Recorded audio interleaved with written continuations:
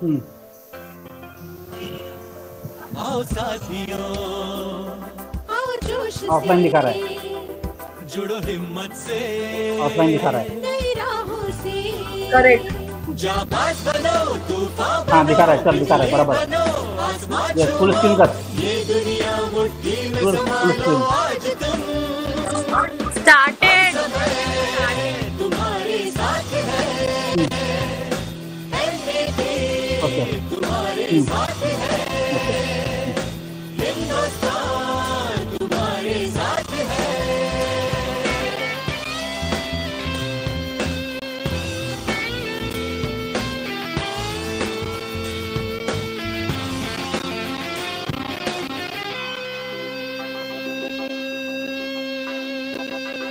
हमने दुनिया को धर्म दिया, माँ का गुरु का सम्मान दिया, शून्य से ब्रह्मांड दिया, विज्ञान तंत्र ज्ञान दिया, आओ मिलकर हासिल कर ले कल की जो नई वो दुनिया जीत ले। एमडीटी का हाथ तुम्हारे साथ है, हम सब तुम्हारे साथ है, तुम्हारे साथ है, हिंदुस्तान तुम्हारे साथ है।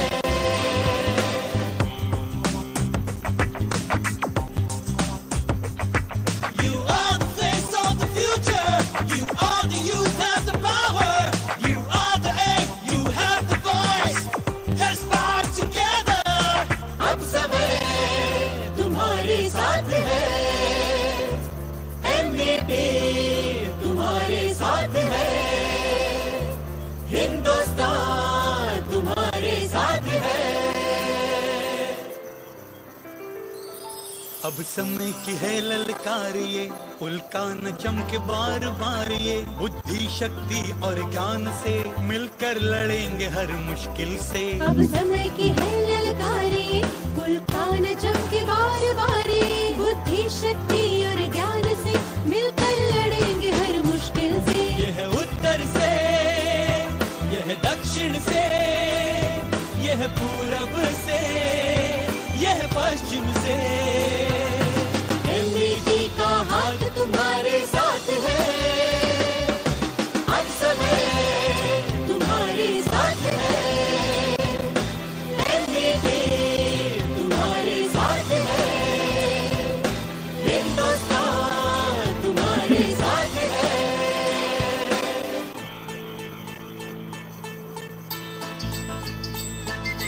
भारत भूचा युवा पिढीची ऐका बोलल कार्य, ध्येय ठेवून घेऊ आकाशी संगणकीय भरारी, शिक्षित होऊन राज्य करूया अखंड विश्वावरी, एमडीटी ही युवा पिढीची खरेखुरे पंढरी, तंत्रज्ञानाच्या युगाला सारी आता रुजवूया, काळ रात्रीच्या पहाटे नव सूर्याला पूजूया।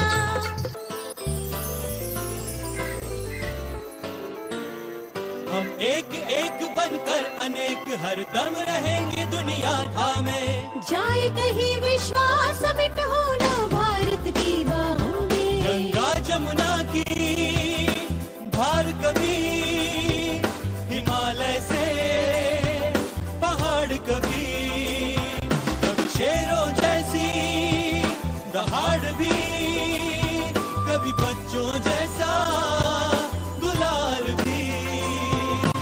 एमडीटी का हाथ तुम्हारे साथ है, हम सब तुम्हारे साथ है, एमडीटी तुम्हारे साथ है, हिंदुस्तान तुम्हारे साथ है, एमडीटी तुम्हारे साथ है, हिंदुस्तान तुम्हारे साथ है।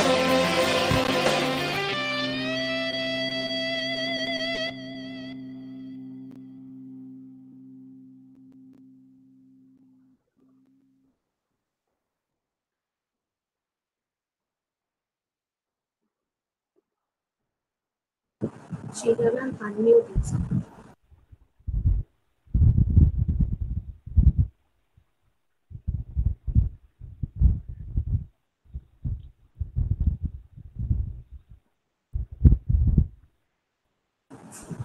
Sheeja, kindly unmute yourself.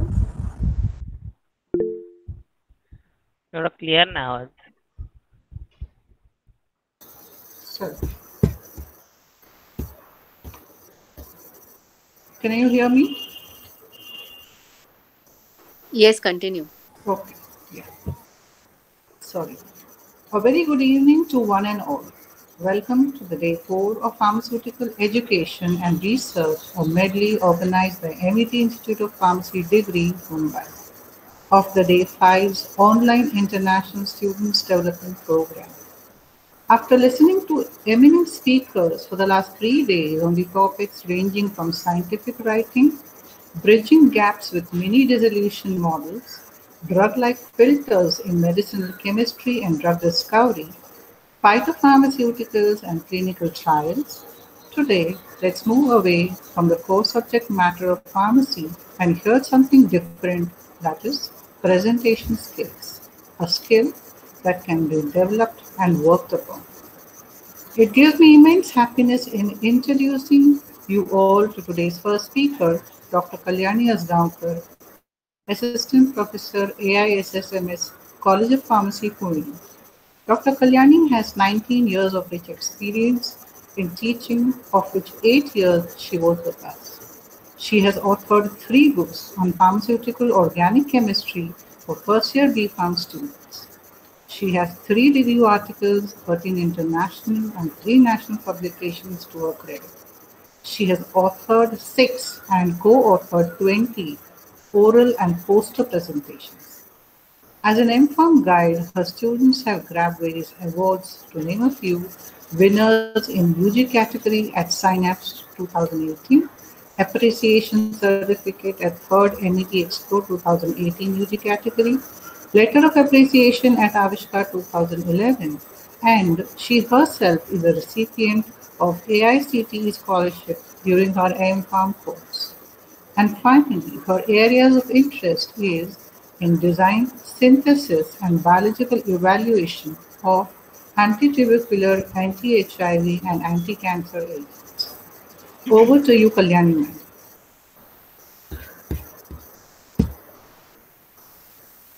Kalyani ma'am, the stage is all yours.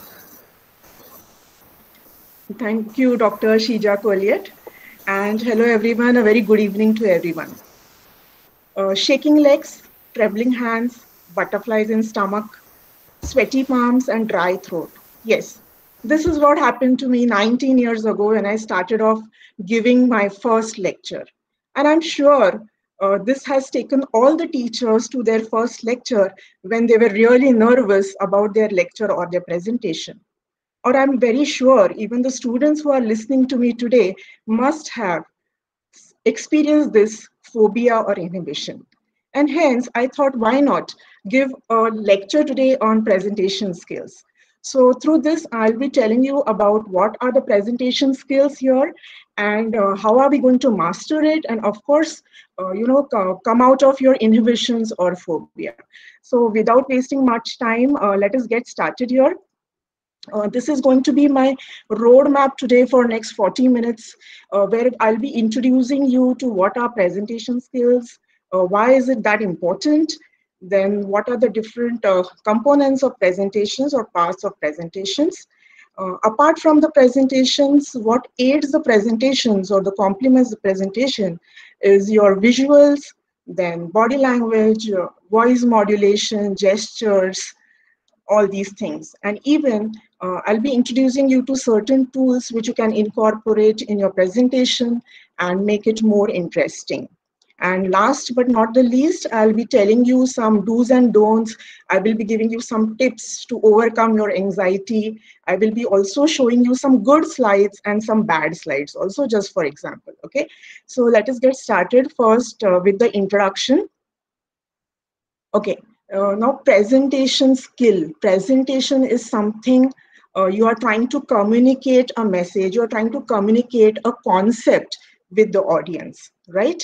And this presentation requires many attributes to it. For example, how you are presenting it, what is the structure of your presentation, what is the design of your slides, how is your body language, what is your tone, or what different things which you have incorporated in the presentation, so that the audience can relate to you or connect to you in a better manner, and they can very easily understand what you're trying to explain, right? So this skill is important here, because you might have seen many people who are very much knowledgeable, but they are not able to put forth what they want to communicate.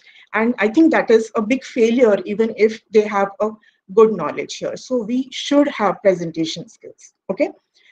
Now, coming to the importance, why presentation skills are important to each one of us. Broadly speaking, when it comes to presentation, first of all, it gives you an opportunity to meet your audience, to hear them, to to meet your customers. Also, it gives you a chance to convey the correct message. There is no miscommunication in that, and obviously, if there is no miscommunication, it is going to save a lot of time. It is going to give you a positive business deals. It is going to increase your sales. So this is what is broadly the importance of presentation skills. But since today I was told that I'll be addressing pharmacy students here, so I thought, why not look at the importance of presentation skills in pharmacy. Okay. Now, as students, if you see, you are given regular seminars, right, for which you are assessed. So you should have good presentation skills. Or suppose when you go for your postgraduate degrees, PG or PhD, after your thesis submission for your dissertations, you have vivas where you have to make a very, very appropriate presentations. Right? You are also sent to different poster presentation competitions, research competitions, or when you go for the interviews. So all these require very good communication skills and presentation skills. Okay. Now, apart from after being a student, when you start your job, of course, there are various avenues available for pharmacies. Here, I have just mentioned a few broad categories here. Like, for example, if you are a teacher, obviously you should have a good communication or presentation skill, because that is going to affect your lecture, right? Even teachers apply for lots of grants where they are made to present their proposals. So if you are not able to present it in the correct manner, you might lose upon those grants, right? Or suppose you are in marketing, okay? Now, the challenge behind for an MR, market representative, is the doctor tells him that only have 2 minutes, just present and tell me about the products. So you should be very, very smart enough to compile everything in those 2 minutes and present it to the doctor so that they buy your products. Okay. Or if you are in management, daily you have to recruit people, you have to train people, talk about finances, give budgets, give presentations. So there again, presentation skills are required. Or if you're working in R&D or QC, everywhere you are required to give your report on a daily basis. So students, let me tell you, presentation is going to be part and parcel of your career. So why not start right now? It requires a lot of practice. Okay. So I would appeal to all the students that after we are done with these presentations, please talk to your teachers and start practicing on your communication skills, polish your presentation skills. It is going to be a part and parcel of your career. Okay. Now that we know what is presentation skill, and I have, I think, convinced you that why you should be listening to me for the next 40 minutes. Let us go ahead and see what are the various parts of an effective presentation, or what are the components of effective presentation. Okay. Now here, as you can see, before we start the presentation, you should have a good planning. You need to plan for a presentation. You should give a framework, a logical structure to your presentation. Body language gestures, and voice modulation. They complement in a very big way for a very good presentation. And finally, you should be using certain tools which will make the presentation very, very easy for the audience to understand, and also it will break the monotony of the presentation, of your talk, and it will make it very, very interesting. So I'm going to discuss all of them in detail. What do we mean by planning, structure, all these components. So now let us get started with the planning. Okay, now the moment you know that you have been given a task of presentation, the first and foremost thing what you should be knowing is what is the purpose of that presentation. Why are you giving that presentation?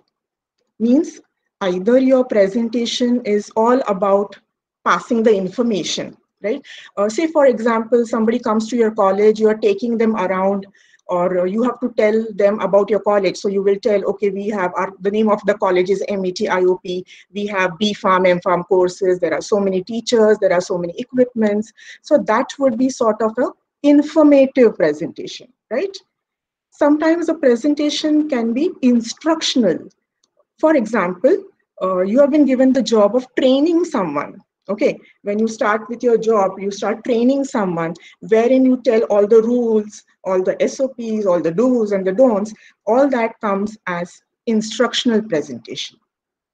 Okay, and last could be persuasive, means you want to convince something up to someone about certain products or something. So you should be very clear about what is the purpose. Only when you know the purpose, you can decide what will be the content of your presentation. Okay, once you know the purpose, you should be very, very aware of who the audience is going to be. Are they going to be students, or they are going to be your peers, or they are going to be someone really senior with lots of experience? You should also know about how much knowledge they all have about that particular topic, right? Say for example, I am giving a presentation to a first year student. I cannot be talking about lots of advanced things what we did in PhD. Those students are not going to understand that, right? So I have to change my presentation as per your audience. So you should know your audience very well. Next is, after listening to your presentation, what do you think you want them to do? For example, you are an MR, you are giving a presentation. So your final outcome is going to be you want those people to buy your products, right? So you should be very, very clear about the outcome of your presentation, because this is something you will go on stressing in your presentation. Okay, coming to the duration and time. You should be asking your organizers how much time has been allotted to you, whether it is a 1 hour talk, or you have to talk to people or train people for 2 hours, 3 hours. Accordingly, you have to manage the content in a limited number of limited number of slides. Because if it happens that you plan only for 1 hour and suddenly the organizers say, okay, now you have to engage the audience for 2 hours, it becomes difficult. So be very sure that you ask the organizers how much time has been given to you. Okay, that is about duration. You should also be aware of the timing, which time of the day they have planned your talk. If it is post lunch, let me tell you, it is a challenge. Especially after a long day, it is a challenge. So you should change your presentation, make it more interesting if it is going to be post lunch. Attire, okay? You should be very, very, let me tell you, whatever attire you choose, it should complement the topic or the situation there, or whatever program is going on, it should complement that. When I tell my students about formal dressing, it doesn't mean that you have to go and buy branded stuff and come back. Formal attire is neat and clean, a crisp attire, okay? Especially, I'll be telling your girl students that be careful what accessories you are using. If it is a formal presentation, you cannot be using big dangling earrings and lots of bangles. See, all these things, or you've left your hair loose, which is disturbing you, And not only disturbing you, it is disturbing the audience also. It is calling for a wrong attention. You want your audience to focus on the content and understand the content. So be very, very clear about what you're wearing, and please do not experiment directly on that day. You should be very comfortable. You should be able to carry that so that you don't get disturbed in your presentation. Okay, then comes venue. Venue in the sense, are you giving the presentation in a small classroom which will have only about 50 or 60 students, or you're going to address an audience which is of 500 in a very big hall? Because if that is the case, you might need a mic, a good speaker. So accordingly, you'll have to speak to the organizers that where are you supposed to be giving the talk? Your voice modulation will change. Your font size might change of your presentation. Okay, so all these are the things which you should be taking into account before actually you start making the presentation. Yeah, this is what I did. All these questions I had asked Dr. Advani when she contacted me to give a presentation. I told her who is the audience, what is the time given to me. Okay, it is online, right? So this becomes the foundation of your presentation. Okay, now once you have done that, we go to the next part, that is every presentation has a fixed structure. Okay, it has three parts. One is introduction or the beginning, then is the middle or what we call the body of the presentation, and then it is end or the conclusion. All the three parts are necessary in any presentation, right? And even the time you allot for all of them is very, very important. It shouldn't happen that in a 1 hour talk, you're giving the basics or you're introducing for first 20 minutes and you hardly have time for the middle or the main content, okay? So your introduction and your conclusion should be much smaller than your main content. You should be focusing on the middle or the body of that. So now let us see what all these things include. What do we mean by, what do we include in introduction? Okay, when you start with the presentation, first and foremost, you have to see that the audience is attentive. They are settled. They are not talking to each other, or some of them are walking in, walking out. So let the audience settle down, take their attention, okay? Once they have done that, it's important that you greet the audience, say good morning, good evening, hello everyone, or suppose it is some special day, suppose it is an Independence Day, you can just say Happy Independence Day. So it is important you greet the audience and also introduce yourself, who you are. In very, very short, just your name, your affiliation, what do, you have to introduce yourself. Of course, you have to give the title, though they can read it, but you have to announce the title, introduce the subject, and be very, very clear about the objectives, what you want them to learn through your presentation, okay? And of course, announce your outline. Outline means something like an index. Like today I told you that this is the roadmap for next 40 minutes. So it's very important that you set their expectations. They should know what they are going to learn in next 40 minutes. They should look forward for what they are going to learn in next 40 minutes. Okay, so don't forget to give them a roadmap or an index before you start with the presentation. Okay, now once you have done that, come to the actual content of the talk, which will be, now you have to be very careful about what you're including. It should be very much relevant to the title, to the audience. So you have to be very, very careful in what you are presenting. It should be the correct data which you are presenting. You have to mind the quantity. As I said, it will depend upon who the audience is and what time has been allotted to you. So you should be very careful about how much you are going to elaborate about that content, okay? Always sequence your ideas, followed by keep the audience attention or keep signaling. See, always there is a tendency that over a period of time, the audience drifts away, Okay, you should not allow the audience to drift away, because if they drift away, it's a direct disconnect from you, and they will not understand anything, and they will be least interested in your presentation. So always, through some means or the other, see to it that you have the audience attention with you.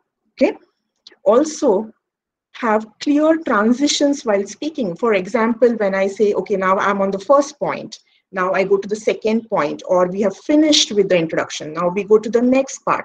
So always have very, very clear transitions while you're speaking.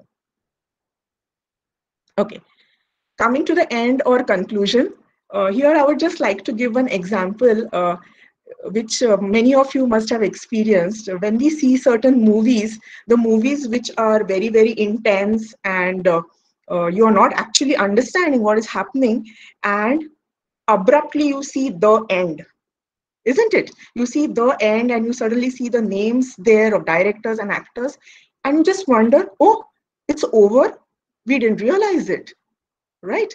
So this should not happen with your presentation. It is not that you are in a hurry, you tell the contents and you just say, okay, thank you, and you go away. No, that's very, very wrong. What you should be doing is, once you are done with your main content, you should summarize. You should revise what you did in the entire talk, conclude it properly, okay?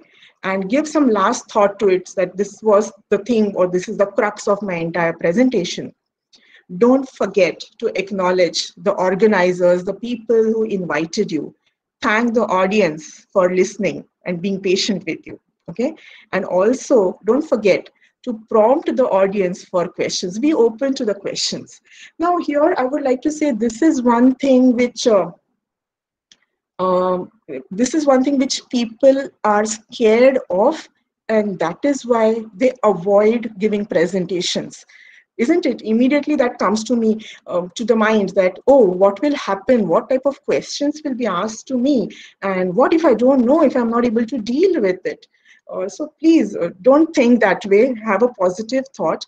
You can deal with difficult questions in a way that, first of all, be very, very calm. Take some time, okay? Buy out some time for yourself. Hear properly what the audience is trying to ask. If you do not understand, make that person repeat the question, maybe translate it in your own words, or in a vernacular language. It's perfectly okay. So understand that question, and then you can answer the question, okay? And suppose you are not aware of what has been asked to you, you can always excuse yourself. You can tell that person that I have not come across such a thing, but I would definitely like to read about it, and I will get back to you. Okay, so please do not get scared about the question answer round and lose upon the presentation skills. Okay, now that you have structured your presentations, as I told you, there are different other factors which aid in a good presentation. So one thing is visuals. You have to add lots of visuals to your presentation. Of course, when I say lots, means it should be appropriate and it should be justified. Because what happens is, if your presentation is only full of text, it becomes very, very difficult for the people to absorb the content, right? Usually you must have observed that our pictorial memory is very good. We draw something or a diagram, that is what we remember very, very easily. And that is what we mean by visuals. So don't forget to have some visuals in your presentation, because that makes very easy for the audience to understand what you're trying to convey. Visuals means you can incorporate graphs, you can incorporate charts, maps, photographs, drawings, images, a small video, or any, suppose 3D model you want to show. All these things are what we call as the visual aids.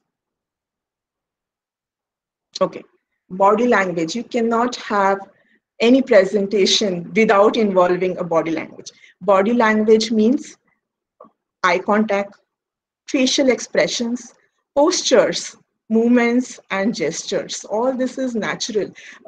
It is very, very awkward if you see someone, just blank and freezing and they are talking, right? So you have to have body language, your facial expressions should be there, your posture should be appropriate, movements should be there when you're giving the presentation. You cannot be a statue and giving or talking about something, okay?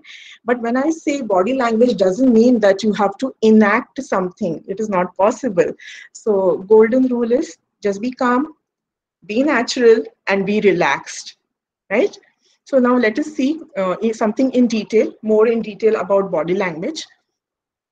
Body language can be of two types, a positive or a desirable body language, negative, and other is the negative body language. Okay, let me give you some examples here. For example, eye contact. Okay, have you come across people, sometimes they do not look into your eyes while they are talking. Either they are looking down, or they are looking up, or they are, looking somewhere else, or while they are talking, they are looking into their mobile, or they are giving a very, very blank or a stare look, right? All this is a big no-no when you're giving or you're talking to people or when you're communicating. You have to look at that person, of course, for appropriate period of time. You cannot keep on staring at that person. Generally, it is said that around 2 seconds to 3 seconds is a good eye contact. Okay, and also remember that you have to make an eye contact with the entire audience. Something which I've seen with the students, when they're giving presentation, they tend to look at their own friend, and that friend is nodding and giving signals, and it is giving confidence to that presenter. No, it should not happen. If it is audience of 5, there are 500 people sitting, so you should be looking at someone who is in the first row, someone who is in the last row. So you should be acknowledging everyone. By doing that, you are involving. They get a feeling that yes, you are connected with them, you have involved them in the presentation. So please do not ignore anyone. Have a proper eye contact. That is what I'm missing right now. I'm just looking at my camera. I cannot make out what the audience is doing. So that's one challenge, you can say, when it comes to webinars. Okay, anyways, next comes facial expressions.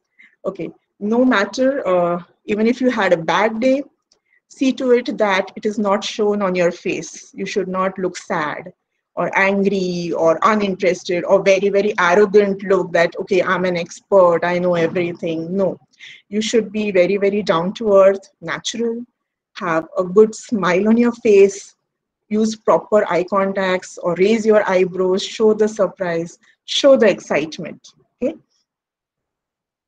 And last is posture. Okay, now many people are very confident when a podium is given to them, because they can hold on to the podium and grab that podium so that the inconfidence is not shown, their shaky legs are not seen. I mean, it's okay, perfectly fine. If you're comfortable standing across the podium, it's perfectly fine. But in case you're comfortable, why not move around, slightly move around, occupy the entire stage. Of course, don't race or don't be hasty that you're, out of anxiety, you're taking rounds and you're disturbing the audience. The audience, they don't know where to focus. They're looking here, they're looking there. It should not happen. Be a very, very relaxed, have a relaxed position, straight position. Just don't keep on distracting or disturbing the audience with unnecessary movements, sometimes neck movements, or you're swaying back and forth, you're not realizing it. So have a very, very good posture. Okay, so all these things are your positive body language, and these are negative body language which you should be avoiding. Okay, now coming to the next part, which is the speech.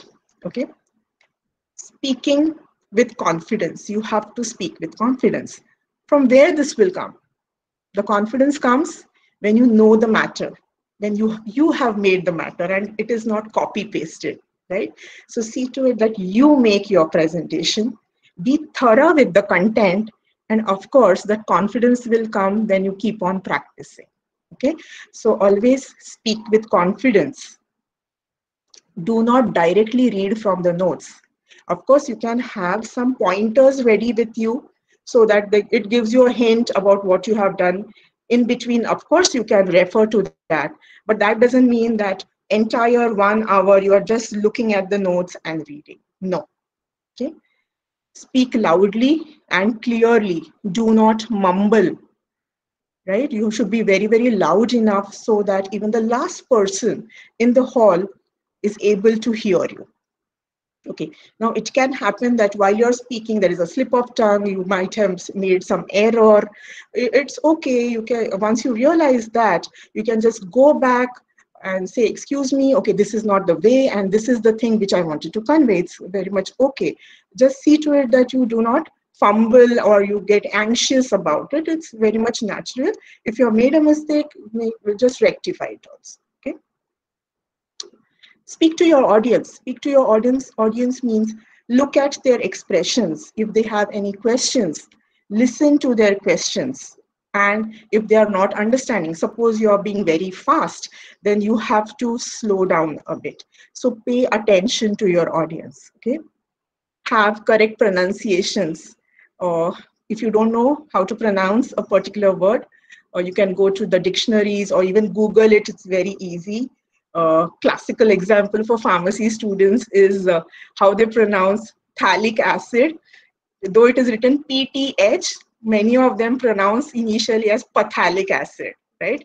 So you should know the correct pronunciation in your talk. Okay, now right pause is important. Just because you have been given a chance to speak and you're very, very anxious doesn't mean that you just shoot, okay, and you try to finish the talk. You have to take appropriate pause, or something I can call as reflection spots. You should allow the audience to absorb what you have been telling them. Let them absorb that, let them digest that, let them understand that, and then go to the next higher level, right? Otherwise, they will be left behind. They are going to be drifting apart. At no point of time, as I told you, you should let go your audience. You should have the rein in your hand by some way, by using certain tools, visuals, videos. Always your audience should be hooked to you, okay? So take appropriate pause there. Wherever necessary you find, you can add a little bit of humor, but see to it that it is appropriate to the situation and to the audience. Okay, voice modulation. We have talked about speech and voice modulation. Voice modulation means how loud you are, or you go low, or the speed. You cannot have a monotonous voice when you are giving a lecture. If it is monotonous, you are going to, in one pitch, the entire audience is going to sleep in next 15 minutes. Okay, so wherever required, you need to stress on certain points. You have to raise your voice, you have to be loud, or sometimes, as I said, you have to be silent, or you can have to be very, very slow. So you have to change your voice as per the need of the content. Okay, so don't forget to do that. Don't sound monotonous. Okay, now coming to the gestures. Now we talked about your eye contact, body language, and postures.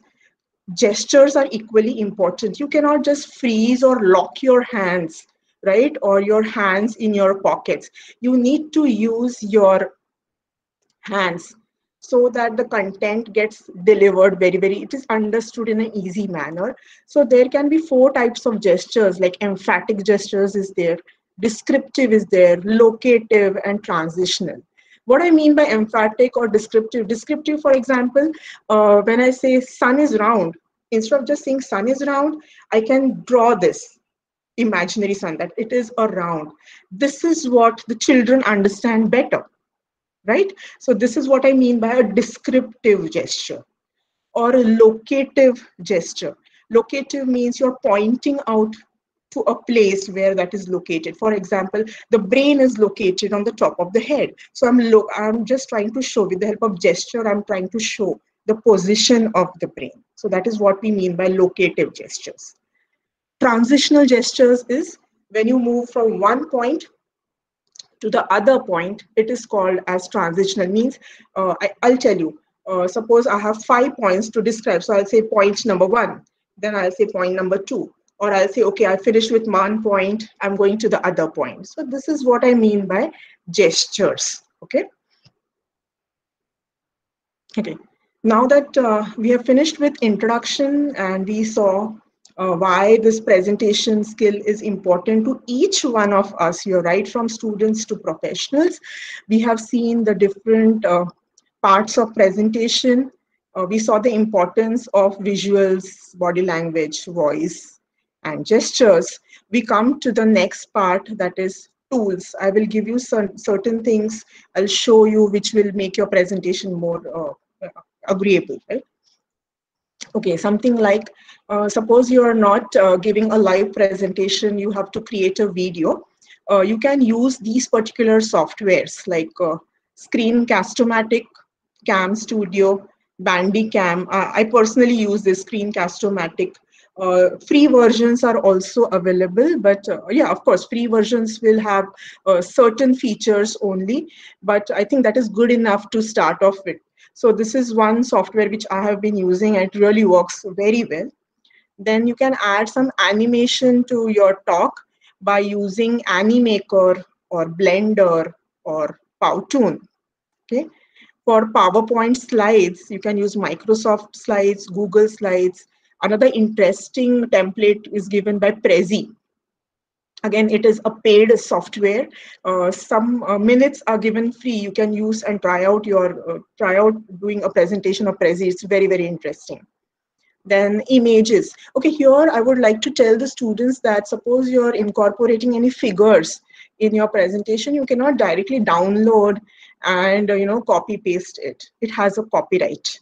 So you have to either mention from where you have taken that particular image, give due credit to that particular author, and or change the images. Okay, there are certain sites which also give copyright free images. For example, you can see here, this is a site, free images site, or Pixabay.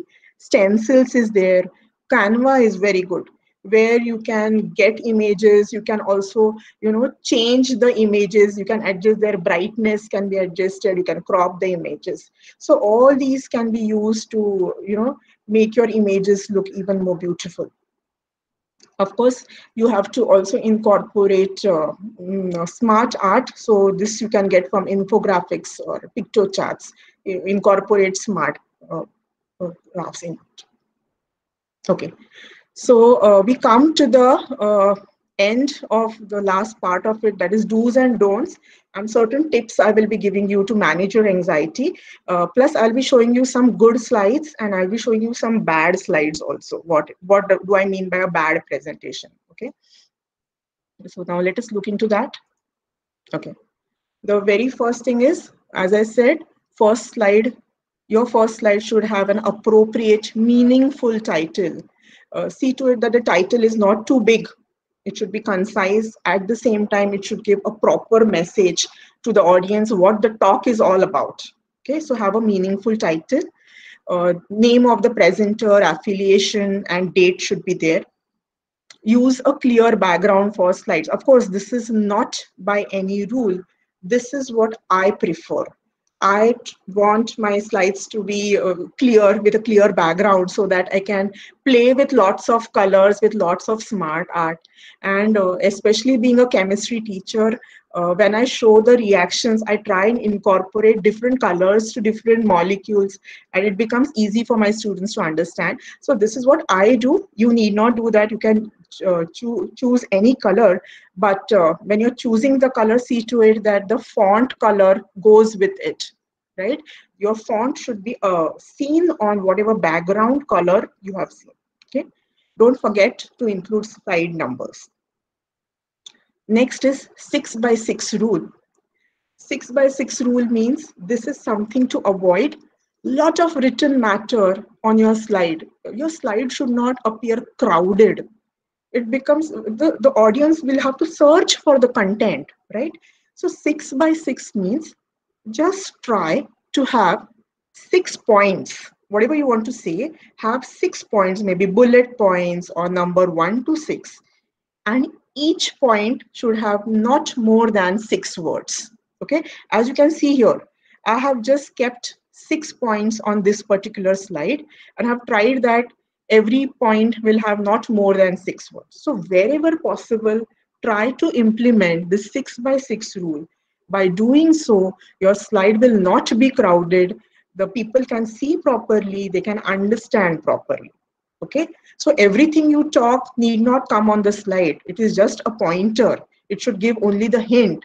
Rest of the things you have to talk. Okay, so as I said, font color is important. Which font style you use is important. You're using Times New Roman, Calibri, Ariel. Do not use too many different font styles on one slide. Maximum use 2 styles at a time. Okay. Font size is important. Preferable is 22 to 24. Of course, you can start sometimes with 20. This is required. Don't go below 20. Preferably, it is 22, a font size of 22, which is very much visible. Use optimum animations and smart art. Spell check, grammatical check is important. Wherever there are biological names, you should know the correct way of writing the biological names. It should be in italics or underline. Okay. Limit the number of slides as per the matter or the time allocated to you. Don't forget to practice, if possible, in the actual venue. But if that is not possible still, you have to practice, practice, and practice. Because this is something which you will notice. First time when you give the presentation, it's going to be with lots of breaks and lots of mistakes. But the second time, third time, you're more confident in that. Right? So practicing it is very important. One tip here to the students is that you can practice with your peers or your classmates, because they will be able to tell you your mistakes also. They can ask you different questions, and that way you can have a perfect presentation before your teacher. Okay. If possible, try to create interest through some phrases or incorporate some case studies. Always people get very attentive when I say there is a case study or there is a story. So you can try and incorporate that. Don't forget to summarize. Okay. And as I said, do not crowd the slides. You can incorporate points, videos, graphs, label all the tables and diagrams. Okay, this is something which I want to show you. Suppose you have some extra data with you, which your audience might ask, but it's a very big data. Maybe it's forms or Excel sheets are there, which you cannot show it in the actual presentation. Okay, it is only as a backup.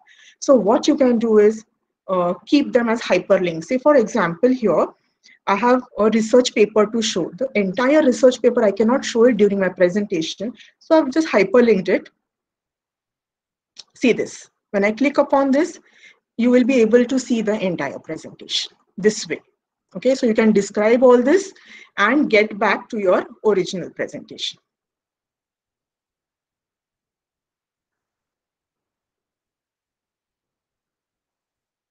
Fine. So here for hyperlink, you can use all your supporting data formats. Big formats are there, forms are there, Excel sheets are there. Always you can hyperlink them and keep it as a backup. Okay, now some tips to avoid anxiety. Sorry, tips to avoid anxiety. Best way is you will not have anxiety if you know the content, right? And you know your audience. Always have a positive thought. Don't think that what will happen if this happens and that happens. So please do not have any positive, always have positive thoughts. Some people even suggest that you can have tryptophan containing foods like milk, cheese, eggs, that aids in handling anxiety. Do not have sleepless night the previous night. Sleep for success, it is said. Okay. Practicing is very, very important, as I said. And also, initial 2 minutes are very, very important. So see to it that you almost, you can mug it up also. Because once it starts, the train starts, then it is a normal flow. Even you get confidence. Okay, now I'm okay, I'm settled, and now I can, initial 2 minutes, in case you fumble or you forget, then it might be difficult for you to compose back again. So see to it that initial 2-3 minutes you mug up and practice really, so that you have a smooth sail rate later on. Okay, and arrive early wherever you're going, so that you have some breathing space, and you wait there and practice if required, talk to the organizers and settle down, and then you can start with your talk.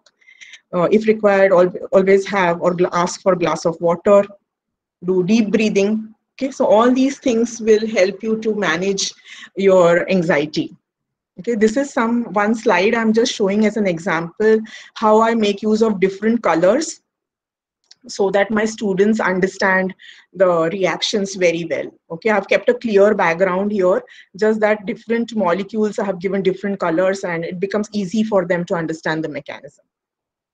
Or say, for example, here, this is another slide which is showing, classification. So I've used a flow chart, and one by one I'm bringing, with the click I'm bringing one by one so that they understand.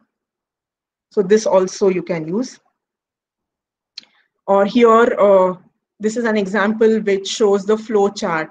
So if I have to explain the process, instead of writing everything as text, I will, go like this, point-wise as a flow chart, becomes easy. Okay. Okay, now references, wherever there are references, see to it that you cite them properly, and complete reference, name of the topic, name of the journal or the authors, what is the year, page number, and all of them should be in one single style. You take a reference journal, and as per the reference journal, you have to format all your references, whether they're book journals in some particular form, book references in a particular format, or your papers in a particular format. So see to it that you are not careless here and you forget the references part of it. This is the most important part, and you should be doing it very, very seriously. Okay, now this is one thing which I want to show you, the difference in the style and the size. If you see here, this size, it is so small, it's barely visible. See here, okay? Even this is small, okay? Or for that matter, just look at the font style. This is a better font style as compared to this. Because if you have to look at 30 slides or 50 slides, looking at such a font style or color would become very, very uncomfortable for everyone. Okay, so have a font size, style, and size which is comfortable to everyone. Do not include anything like this. Okay, now look at this. This is a very, very bad slide. What this slide shows is it has a very dark background. And not just that, that 6x6 rule is not there. All the text, whatever has to be spoken, everything is here. It becomes difficult. The audience is looking out for the actual content here, isn't it? So this is what I call a very bad slide. Okay, please do not do this. Okay, so since we all are healthcare professionals, pharmacy professionals, healthcare professionals, somebody has said care means communication, and quality care means quality communication. So you all students should gear up and polish your presentation skills, because you are going to use this day in and day out in the industry or in the hospital, or communicate with the people. Okay, so with this, I would like to end my talk, and a very big thank you for MET IOP for inviting me here, for having me here. It was really wonderful to connect with all of you. It was really nostalgic to, address to MET students once again after so many years. Thank you, Dr. Hadkar, Dr. Abadoshi, and the entire seminar organizing committee for having me here. Thank you very much. Thank you, Kalyani madam. Thank you very much, Kalyani ma'am. We have a few questions here. There's a question that is, how can we make presentations effective in this online platform? Okay. So we do not know whether the students are actually listening or sleeping. Exactly. I mean, this was the challenge before every teacher. Though you were 15 years and 20 years of experience, and very confidently you could give the lecture. And here we are not able to see anyone. So one thing what you can do is, first of all, make your presentation so interesting by using smart art or videos. Videos is something what students like. They also like case studies. Secondly, what you can do is involve them. Have you can say a scrambled classroom sort of a thing, like you are explaining one concept, let the some student come out and explain the next part of the concept. You can announce your outline in the previous week. Okay, this is what I'm going to teach. Suppose tableting, I'm going to teach tableting, right? You start with the introduction part of it, and then impromptu the other students have to get involved and come in the group discussion. So that assures that they are not sleeping or switching off and roaming around. Okay, thank you so much. Another question is, how can you make pharmaceutical chemistry interesting online? Okay, Chemistry so that is what. That is what I said.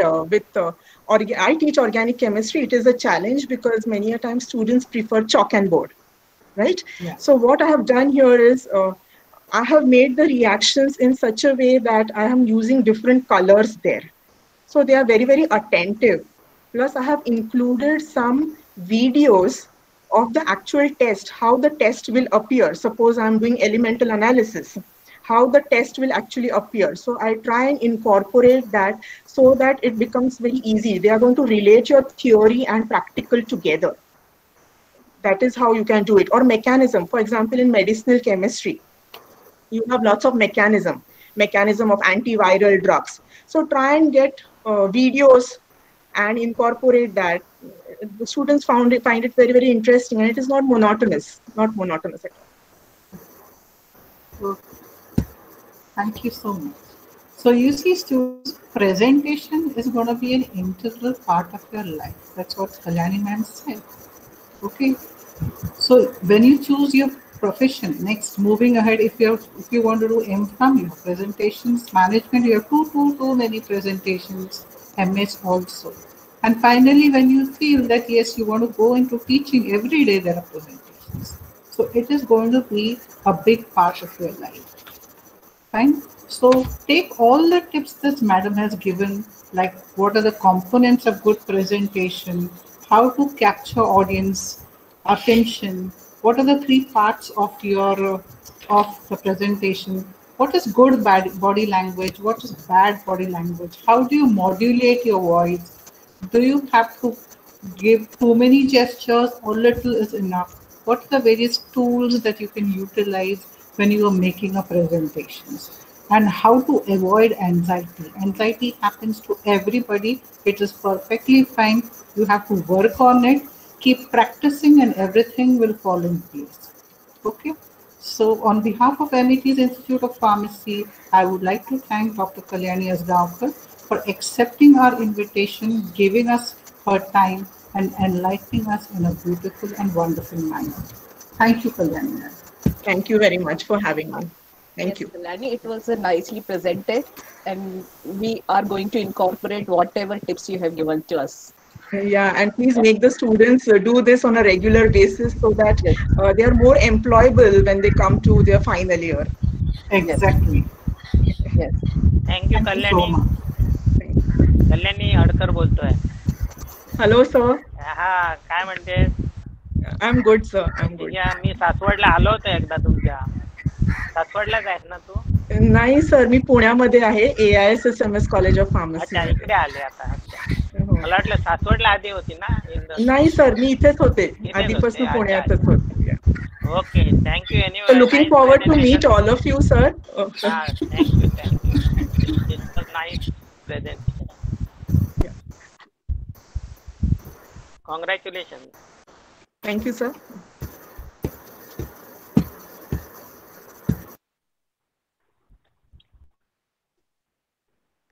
Hello. Hello. Am I audible? Yes. After Kalyani's wonderful presentation on presentation skills, Now it is my pleasure to introduce Dr. Varsha Pradhan, our next speaker of our 5-day ISDP. Dr. Varsha has completed her B.Pharm from K.M. Kunnani College of Pharmacy and M.Pharm from ICT Mumbai. Then she has pursued her PhD from School of Pharmacy and Technology Management at NMIMS Mumbai. She was the recipient of Scitech Center Belgium Government Scholarship for Postgraduate Training in Pharmaceutical Technology in Belgium in 1992. She has a professional career spanning 26 years, which covers an intensive association with both the pharmaceutical industry and academia. In the pharmaceutical industry, she has started her career in the production areas of GSK India in sterile process development. In the R&D of Cipla Limited, she has worked on formulation development of several tablets, capsules, injections, semi-solids, and also the first anti-AIDS capsule in India. Later, she was a project leader in Sandoz R&D, where she led a team of scientists for formulation, analysis, and technology transfer of several dosage forms. Dr. Varsha was a senior consultant with Sidvim Life Sciences, Mumbai, and has also worked in pharmacovigilance QA with Apsar Life Sciences, New Delhi. In academia, she continued to contribute to bridging the gap between industry and academia. She started her academic teaching career with our own MET Institute of Pharmacy in 1999, and later she moved to NMIMS Mumbai. She holds an Indian patent for her work in nasal drug delivery systems. Currently, she is visiting Associate Professor for M.Pharm at Delhi Pharmaceutical Sciences and Research University, New Delhi. Today, she is going to enlighten us on the topic of role of patents and regulatory science in pharmaceutical product. Over to you, Varsha, and welcome to the seminar. Thank you, Bhagyashri. Can you hear me? Yeah. Okay. Yeah, thank you very much for the nice introduction. It's such a pleasure to be here today with all of you. Respected Dr. Hadkar, it's so nice to see you after so many years. Principal Dr. Abba Doshi, and all my faculty colleagues. Thank you so much for giving me this opportunity. Kalyani, you have raised the bar of expectations. Like I was feeling, oh, well, how is my presentation? How is it, I also kept checking my slides. Have I done it? So my dear students, it's always a check on yourself. Like even though I say, oh, I have 26 years of experience, but no. I mean, I found that there are some slides in which even I have made a mistake. Like when Kalyani said, oh, there are these smart art graphics and all, which I was not aware. So it's something that we teachers or anybody for that matter, we have to continuously upgrade our skills, learn, catch up with the technology, and just be technology savvy. Okay, so the one discussion which came forth was how to do an online presentation. And I'm very much in tune with what Kalyani also said. And you can't see anybody. I would love to see my students. I would like to make that eye contact. If I realize that, it's the presentation is not going the way it should be, I'll take a pause and restructure it and try to communicate. But in these COVID times, let's all accept that, this is something we all have to go learn with it, accept it. So dear students, pardon me if somewhere I'm not able to connect to you, but please make a note. Somewhere you have a doubt, you need to ask something. I'm not able to tell you. I might not have answers to all questions. Okay, I'll try my best to connect and be there with you. Okay, so I think now I'll start my screen share.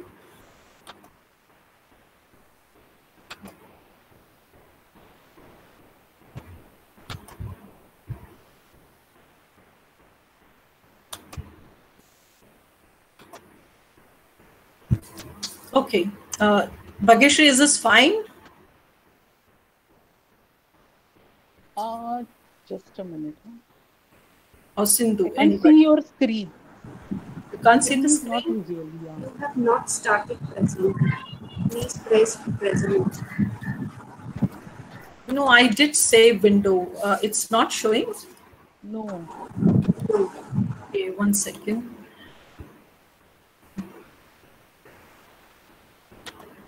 I did say share, right? Okay.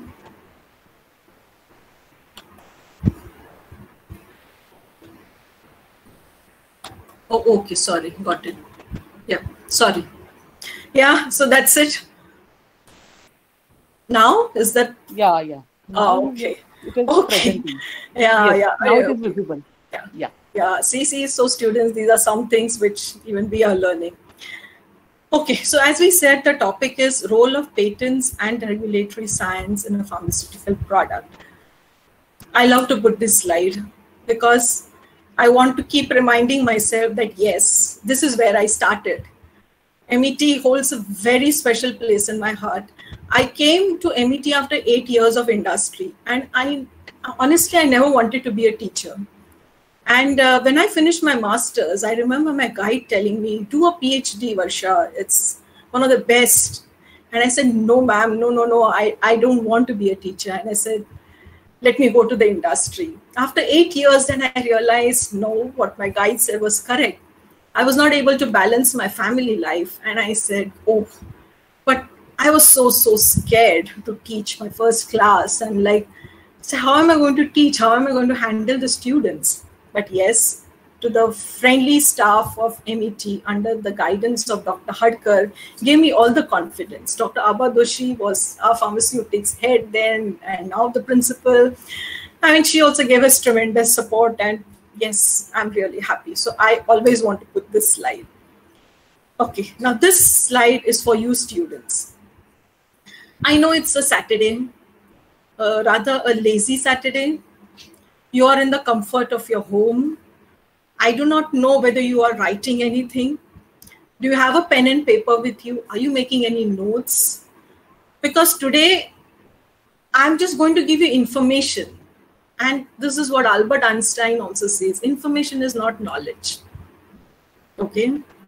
So you will find that there will be some questions which will keep popping up in my presentation, for which I want you to make a note on your own paper and just reflect upon it. Because whatever I tell you today is not going to actually, it's not knowledge, it's just information. And you are going to process that information. Okay? So the objective of my presentation today is to tell you how patents and regulatory, there is an interplay. And that I'm going to bring forth to you in the form of stories.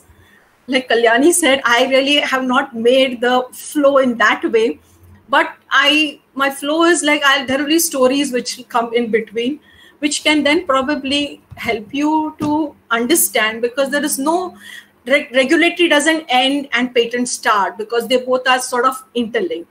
So I plan to do that with the help of stories. Okay, COVID-19 pandemic. Let's begin with this. All of us today are going through it. We have seen what's happened in the last 4 months. We have lost some friends, some relatives, some XYZ whom we knew. Some were lucky to recover also. So all of us have felt the impact at some point of time. The economic losses, yes, tremendous. Be it anybody, be it from the richest person to a migrant laborer, to be salaried people, I think all of us have felt the consequences. And in such time, we especially as pharmacists, or rather even I felt it, and I'm sure all of us felt it, we are pharmacists. How come there's no cure? Was a cure possible? Healthcare became one of the major contributors. Even though there was lockdown, I know some of my friends, everybody went to work, be it production or R&D, maybe the marketing people, sales, and the desk job people were at home. but all the scientists and the manufacturing guys were there in the COVID-19 pandemic. Then we heard about stories. Okay, Glenmark gets a regulatory approval for Favipiravir to treat COVID-19. Then the other news was, okay, there's Remdesivir, Cipla, Hitro, they launched Remdesivir to treat COVID-19 in India. Then we hear again some heartening news that, okay, India's first vaccine, though I'm saying India because we know that Oxford has started, we know XYZ country also started, but why not talk about our own people, Bharat Biotech? They have started with the first phase trial. And then we talk about our own Biocon. Kiran Mazumdar-Shah says that, okay, there's a trial, there's a psoriasis drug, which is now being used on COVID patients. And, you know, we are doing something called as emergency use authorization and restricted authorization. So, you know, what is all this? So, is it in some cases we know that there is a new drug formulation which is being developed, versus in some cases we know that there is a new use of an existing drug.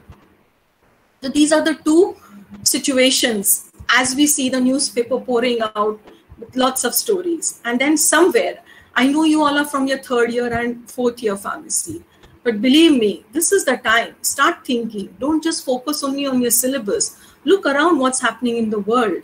And then the question is, who gives the finally permission? When we say that this so-and-so drug has come in. So it's definitely, that's where it's a regulatory science. Okay. An R&D person does his job, a production person does his job, but finally who gives the final permission? So that's the importance of regulatory. If the regulatory authority is not satisfied, he or she will not give the permission for that product to come out in the market. So I just tried to list a few important regulatory bodies in the world. We always hear, okay, US FDA. We hear about the Europeans, so EMA. We hear about Japan, Australia, UK. And don't forget our own CDSCO, which is Central Drugs Standard Control Organization. It's our own regulatory authority of India. Then the students in final year. You know, you heard about ICH. If not in third year, I think you will definitely hear in your fourth year. So what is ICH? It is the International Council for Harmonization of Technical Requirements for Pharmaceuticals. And it's unique in bringing together the regulatory authorities and the pharmaceutical industry to discuss scientific and technical aspects of pharmaceuticals and develop ICH guidelines. Now, what do these QSEM stand for? It's quality, safety, efficacy, multidisciplinary. So there are various guidelines which are given for all the regulators in the world. So be it any country, every regulator, be it the US FDA or the India, everybody wants a quality, a medicine which has got quality, safety, and efficacy. Now, let me just show back where exactly the regulatory process really starts. So this slide, probably in some other way, you would have seen it in your very first year itself. It is nothing but the drug discovery development cycle. Now what happens over here is, we know that in the initial stage, you've got 5 to 10,000 drug molecules, then you've got 10 to 20 candidates, which are in the preclinical, then 5 to 10, 2 to 5, and then finally there is just one. And look here, the timeline. The timeline is the most important thing. 12 to 14 years to come out with that one single molecule. So because the slide is a little smaller, I just picked up the main stages.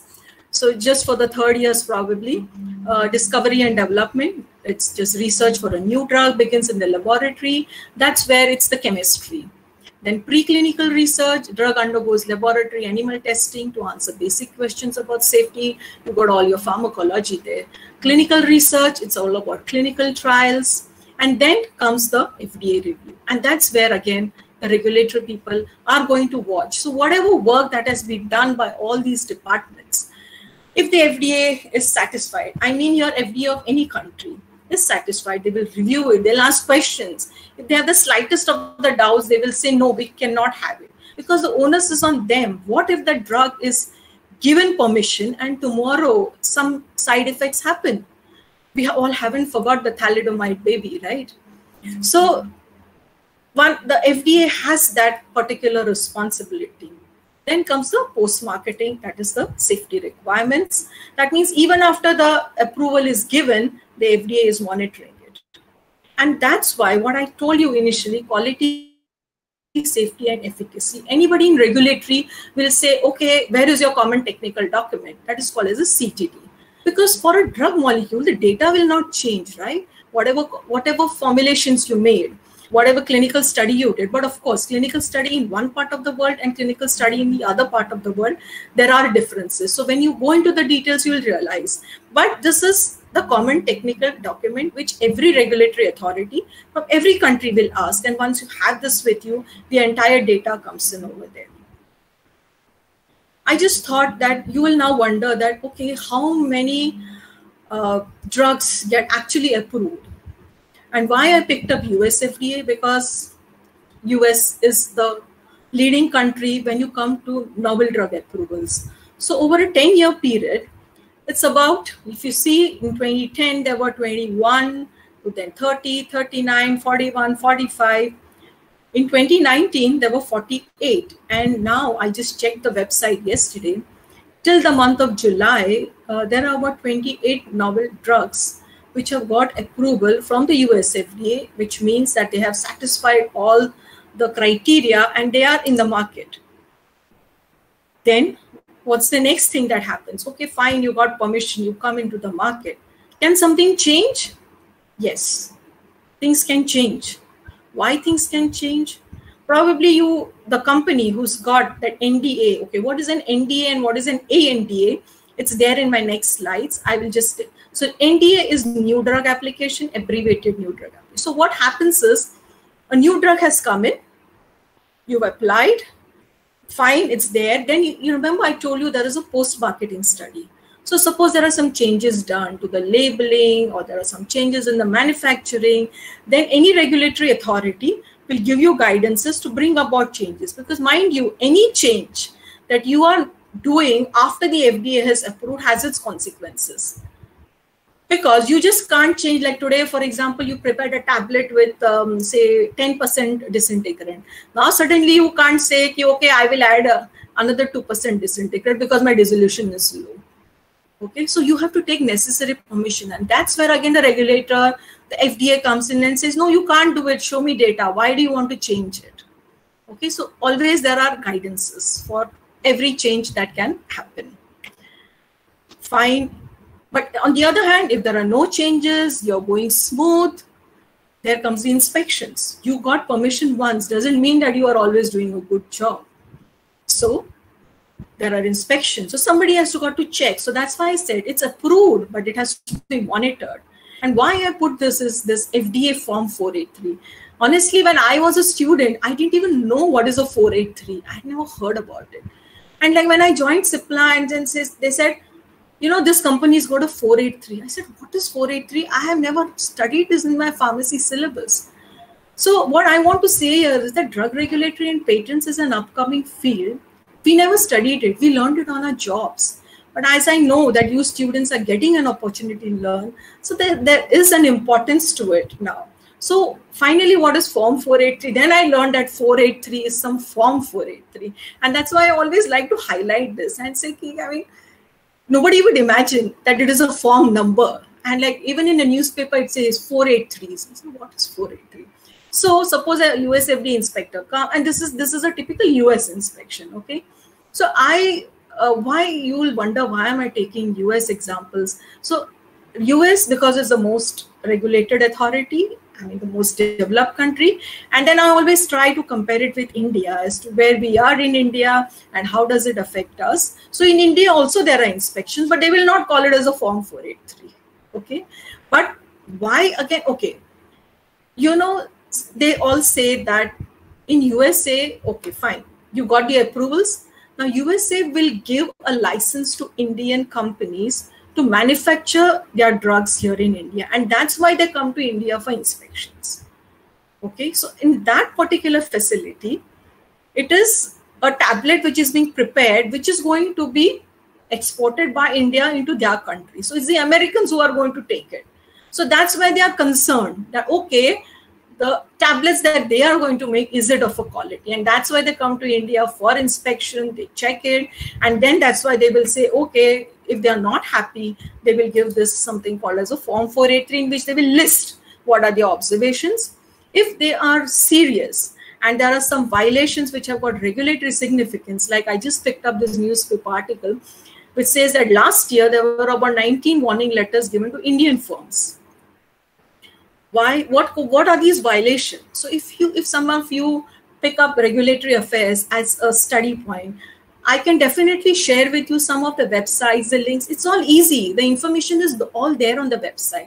You know which are the drugs which got into problem, because everything is like an open book. You just should know where you find that particular information. Okay, so what I meant to tell you here is that warning letters are given if we all have heard about GMP, right? Even if you don't follow proper GMP, if the QC specs are not correct, you repeat something, it's not in order, then they will say, okay, you have violated this. Why did you repeat this? Did you think of the corrective action, preventive action? Did you think about outer specification? So these are all the question and answers which every industry faces. Okay, now let me shift back to India. So now, so far what you have seen is, okay, US done, they have approved. If there is any change, there is post-marketing approval, there is inspection, fine. The story ends there, it's there. Everything happens for the US market. What about India? When does that drug come to India? Have you thought about it? Well, sometimes people say, oh, it's too expensive. Somebody says it's patented. Like, why I picked up the example of anti-cancer.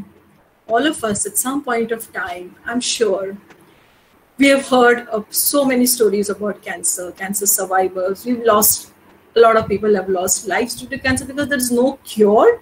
It's not available, or even if it is available, it's too expensive. Don't we hear the Bollywood stars and the rich people going to New York or wherever it is and just staying there in the hospital for months to get themselves cured? They have the money. And the drug is there. It is not there in India. So that's where now I want to bring in the interplay. That why is it not in India? And I've used the words patented for the first time. Now, the next question. So whenever I put these questions to you students, just make a note of this on your pen and pencil, on your sheet of paper, because I want you to reflect on this. So there's no easy answer to this. Nobody can give you an easy answer. But always the case studies and stories will tell you. So the question is every drug molecule patented? And who is happy with the patent and who is not happy with the patent? Okay, so this is something for you to reflect on. Now, because it's just the beginning, I heard that you're studying patents and regulatory, which has just started this year. I just thought of putting these definitions. So patent is a statutory right for an invention granted for a limited period of time. So I've just highlighted what you must remember, because this is a typical law language. Not everybody likes to read law, but yeah, so it's a limited period of time. That means a patent is there for a limited time. In exchange of what? Full disclosure. That means if you get a patent, the entire world comes to know what you have done. But the world knows, but they can't do it. So it excludes others from making, using, selling, imported the patented product or process for producing that product for those purposes without his consent. So the word consent is again important. Okay, so patent holder, he has the right, he has a right for a certain time. He will disclose, he will let you know, but you can't do it without his permission. What can be patented? Because we are dealing with pharmaceuticals, so anything that is new, it involves an inventive step, it's capable of industrial production, yes, you can patent it. And there are several things which cannot be patented. So I have not taken that, but yes, because in the 45 minutes, there's a lot to tell you. So patent protection is a territorial right. What do you mean by territorial? That means if you apply for a patent in India, it is the Indian Patent Authority who will give you the permission for India. Now you want to use that same patent and you want to apply in the US or EU or wherever, then within or before the expiry of 12 months from the filing of a date in India, you can file for an application in whichever country you want. Now, if you are a company, you will start seeing the marketing people will say, okay, where is the business opportunity? Where should I file a patent? Because patent costs money, right? You can't just file a patent just because for the sake of it. If you, like, for example, if there is no malaria in the US, why would you try to patent why will you try to patent a drug which is used for an anti-malarial in the US? There's no need over there, isn't it? So that's why the business development or the marketing, the strategy people will decide, okay, where is the patent to be applied? So this is where in a company, typically your R&D is there, your regulatory is there, your marketing is there, and the patent is also one big person, because without a patent, you cannot do anything. So you got to file separate patents for each country, but there is a single application. You know, it's not that you have to go via different like one application here. So there is a common process called as a PCT process, and you can do it. But the important thing is that there is no patent worldwide. And countries have a right to say no. Now, for example, there was this drug called Convey. It was again an anti-cancer drug. So Novartis lost the patent in India. Okay, but in other countries, Convey patent was granted. So this is what I mean by a territorial right. Just because somebody in UK granted, so Novartis applied for patents of Convey all over the world. So they got patent in most of the countries, but India did not grant them. Okay, so they lost the case over there. So sometimes these case studies are very interesting. And I think by the end of the when you finish your course and while you're doing the course, you will understand that why they lost the case and why it was not so. Why they lost in India and why didn't they lose in the other countries. So that's why the word territorial. So patent is not something like one patent for all the world. And the other important thing is term of the patent is 20 years. 20 years from when? From the date of filing a patent application. And it includes a time for review. Like, so today is say 25th of July, 2020. I'm a scientist. I finished my work and I want to apply for a patent. So my 20 years start from today. Okay. But suppose now the patent is granted to me after 2 years. Okay. So it's 20 minus 2 gone. So I have only 18 years for the marketing of that particular product. Okay, so that's why remember it is 20 years from the date of filing of the patent application. So the question here is, when do you apply for a patent? So the timing is so very critical. Now why I put this, and then I think I have another slide though. So again, I picked up remdesivir because it's so much in news. So when you go and Google remdesivir patents, I know the slide is a little not clear, but somewhere you can see the first patent is on crystalline forms.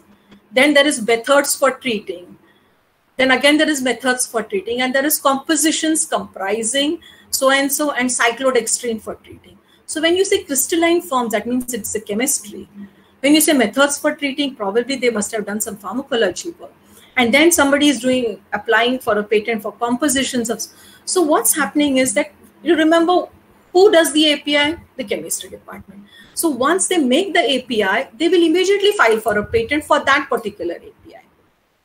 Okay, so that's why when you, and then from the API, it takes time, right? To come to a pharmaceutics department. So they will then start making the formulations, and when they finish, they will apply. So under a particular drug, you will have different patents at different timelines.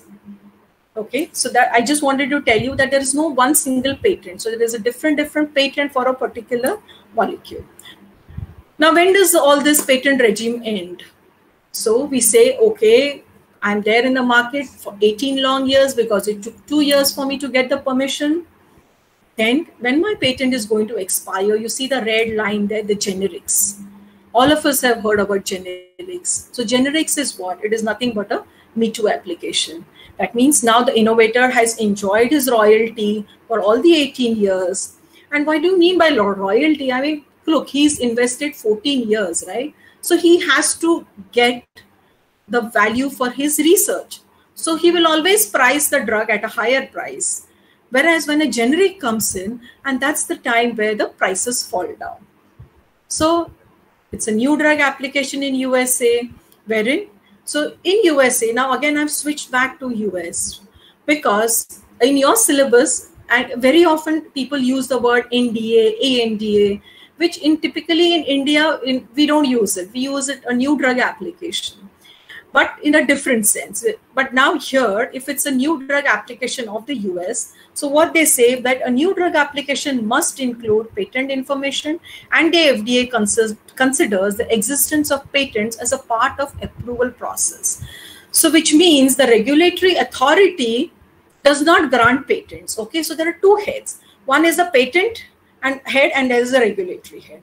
But the regulatory person will ask that if you have made a new drug application, I want to know, are you infringing on anybody's patents? Are you doing some Me Too work? So that has to become a part of it.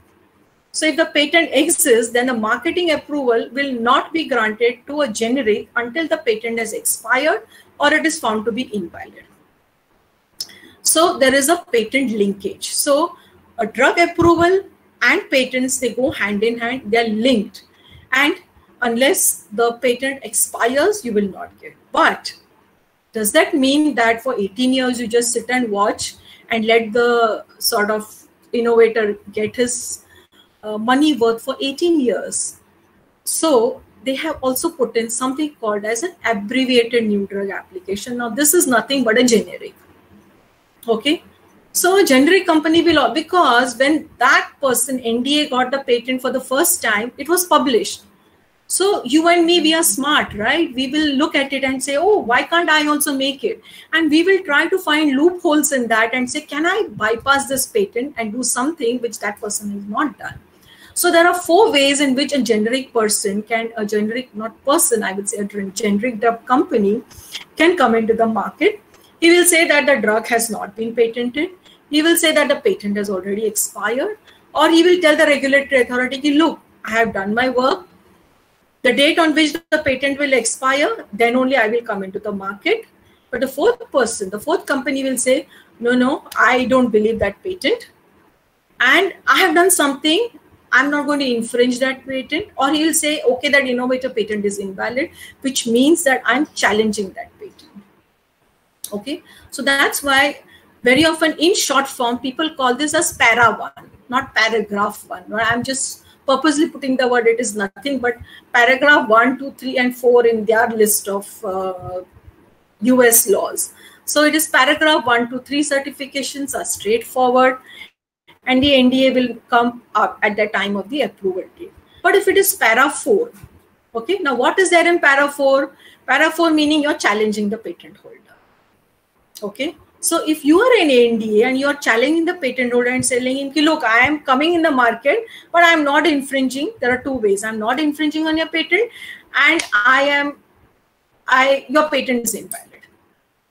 So what will happen? So this ANDA has to inform the particular innovator. He can't quietly hide and do these things. He has to tell the innovator. So what will the innovator do? So innovator then has got 45 days, to file an infringement suit. He will say, look, I don't believe what you are doing. You're saying you're not infringing, but I'm filing it. So he will do an infringement suit. And then it's like a 30 months long battle. And then everybody waits for that particular period where one can avoid the liability and the damages, because nobody wants to infringe a patent, because if the ANDA loses the case, then they will have to pay the damages. So in short, in one simple word, other simple words, one can enter the market by challenging an existing patent as per the laws of that particular country. Okay, so this is what I wanted to tell you. Now, the story of compulsory licensing in India. So as I said, so we saw the regulatory part, you saw a little bit of the patent part. important is 20 years, you get permission, there's NDA. Now, look at something called as licensing, because I said there's consent involved. So what is the story of compulsory licensing in India? Now, there was a drug. Okay, let me explain the law first. Again, I've highlighted the law, the part which is important, that if you get a license and if within a period of 3 years from the date of grant of the patent, you have not met enough requirements and you have not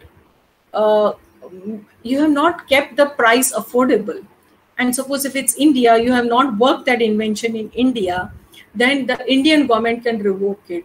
They will give compulsory license. So here's the story of Nexavar, which was patented by Bayer, and Bayer was selling this drug at a cost of 2,80,000, okay, for a month. And as opposed to Natco, an Indian company who says, look, the price is just going to be 8,800. So what was Bayer doing? Bayer had just taken a patent. Okay. Now, when you take a patent, isn't it your moral responsibility to deliver it? You're stopping others from making it, but you yourself are not providing. So there were countless people in India who were waiting for the Nexavar for anti-cancer, but Bayer was not even importing, not even manufacturing, nothing. And nobody else could make it. So our Indian companies waited for 3 years, and they wrote to the patent attorney and the patent controller of India.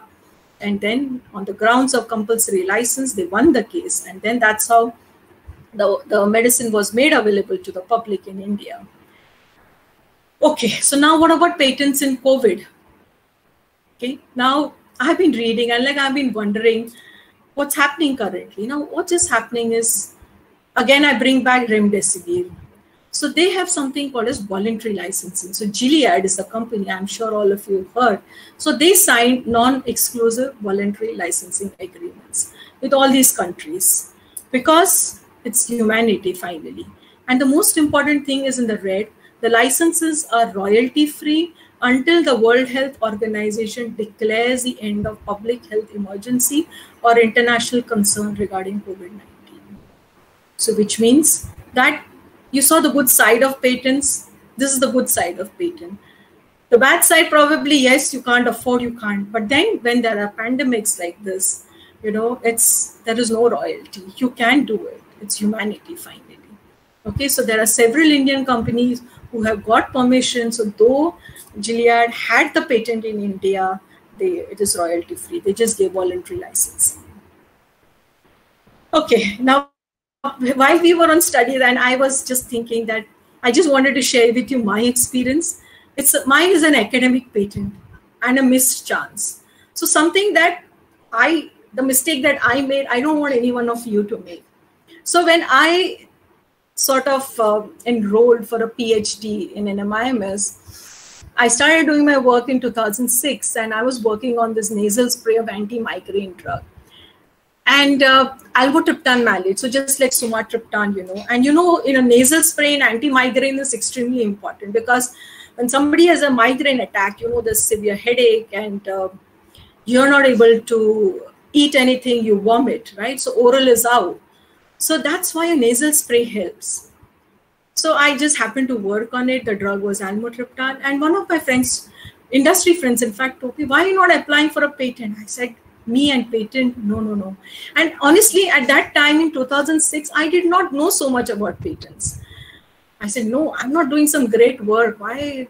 Patent is something which is like, it's out of the, I'm not that scientist. But then he insisted and he said, no, you apply. So I just applied in 2009 and I forgot about it. I finished my thesis, it's nicely put up. And then in 2016, I got a call, said, you want to come for an interview, your patent has come for examination. And I was so scared. I said, 7 years and now. And in the meantime, I did not look for a commercial partner because I never thought I will get a patent. And then I was granted the patent. And today I'm feeling that pinch that why did I not look at a commercial partner? Now the patent will expire in 2029. We are already in 2020. Who will want to do trials? Though the drug has tremendous potential for an anti-migraine drug, but where am I going to get a company? Who's going to sponsor? Who's going to put in that much of money, and that also only for a period of 9 years? So this is where I just want to tell you that a lot of research happens in India. We Indians are also good. We do so much of research. And I'm sure, I think, even in MET, I know all your faculty members have applied for patents. They have got patents. But the important thing here is that let's look for commercial partners right in the beginning. If we look for commercial partners, the product will come in the market, and that will give satisfaction.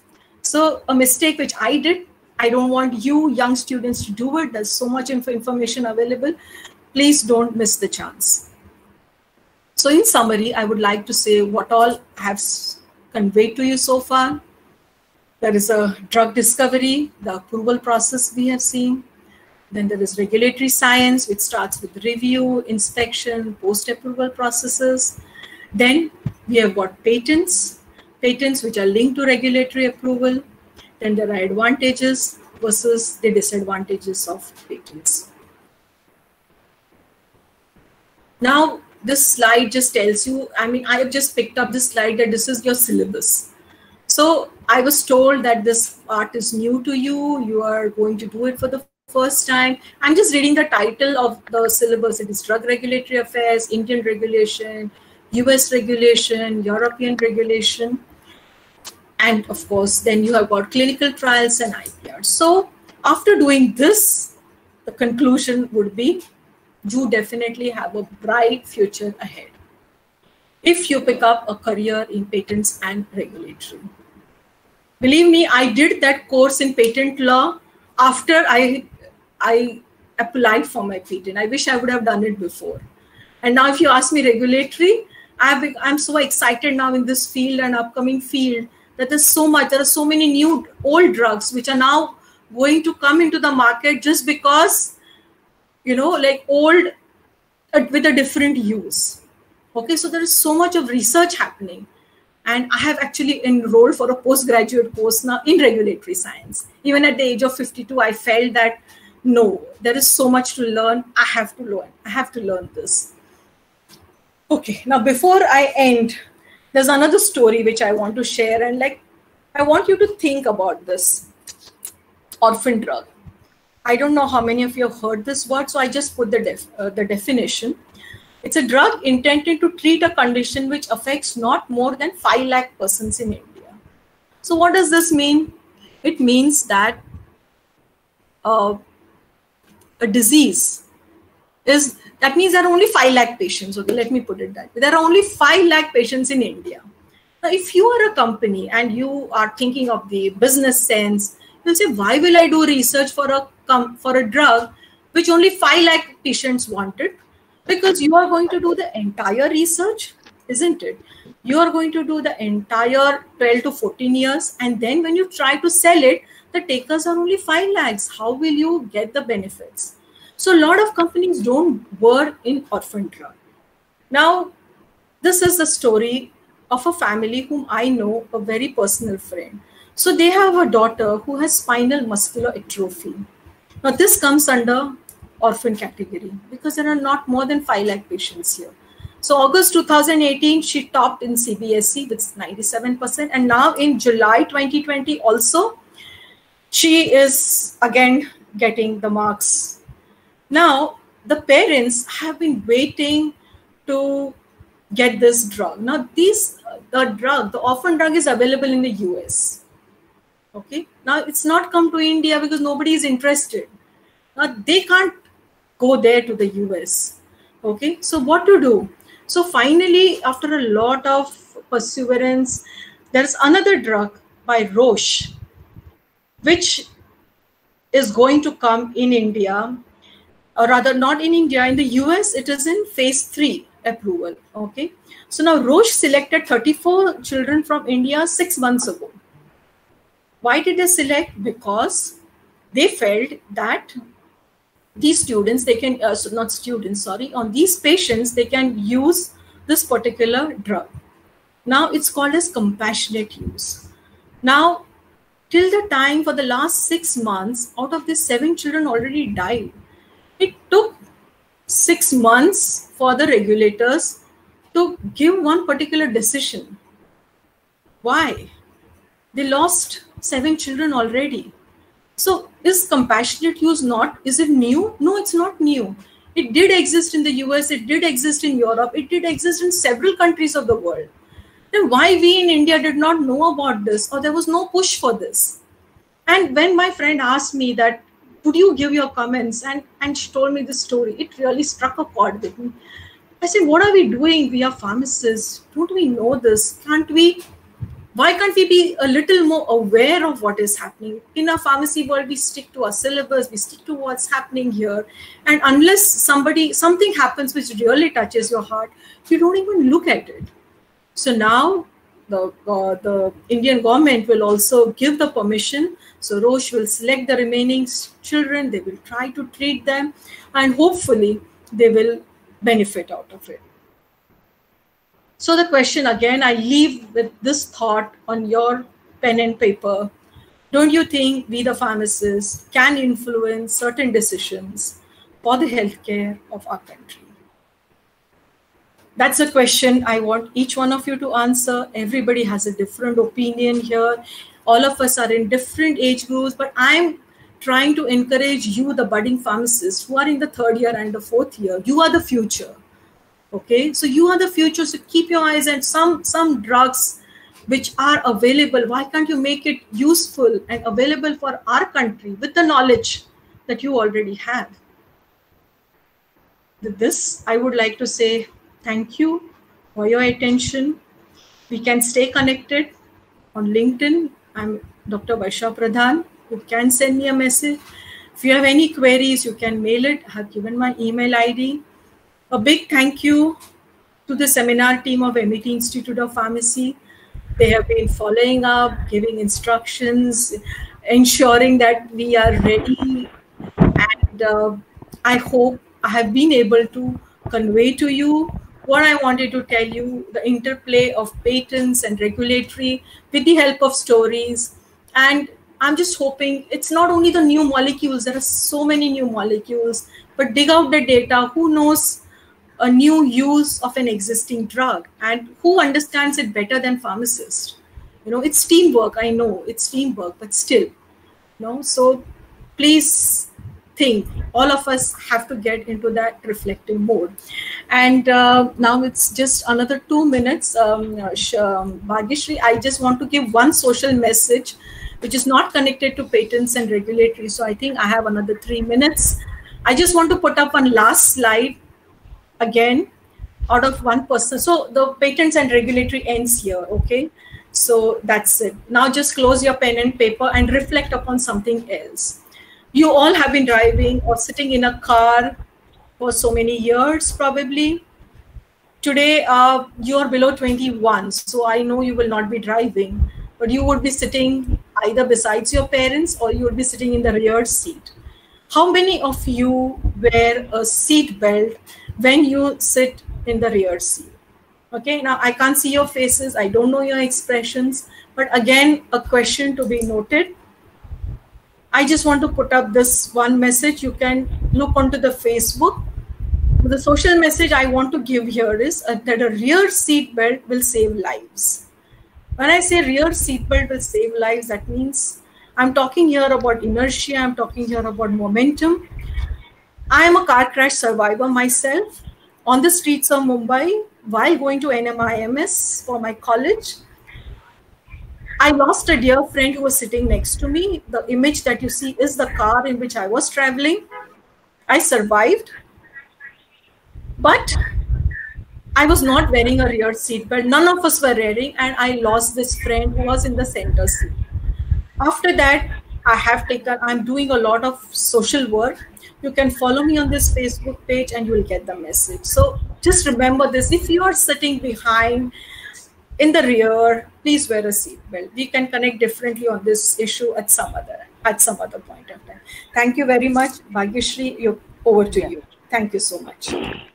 Yeah, Varsha, very nice presentation. You have explained the role of patents and regulatory science in such a lucid manner. And currently, final year students are studying that topic. So definitely that will help them. There are few questions. Dr. Bandhu wants to ask, give information on patent agent as a career opportunity. Okay, Dr. Bandhu.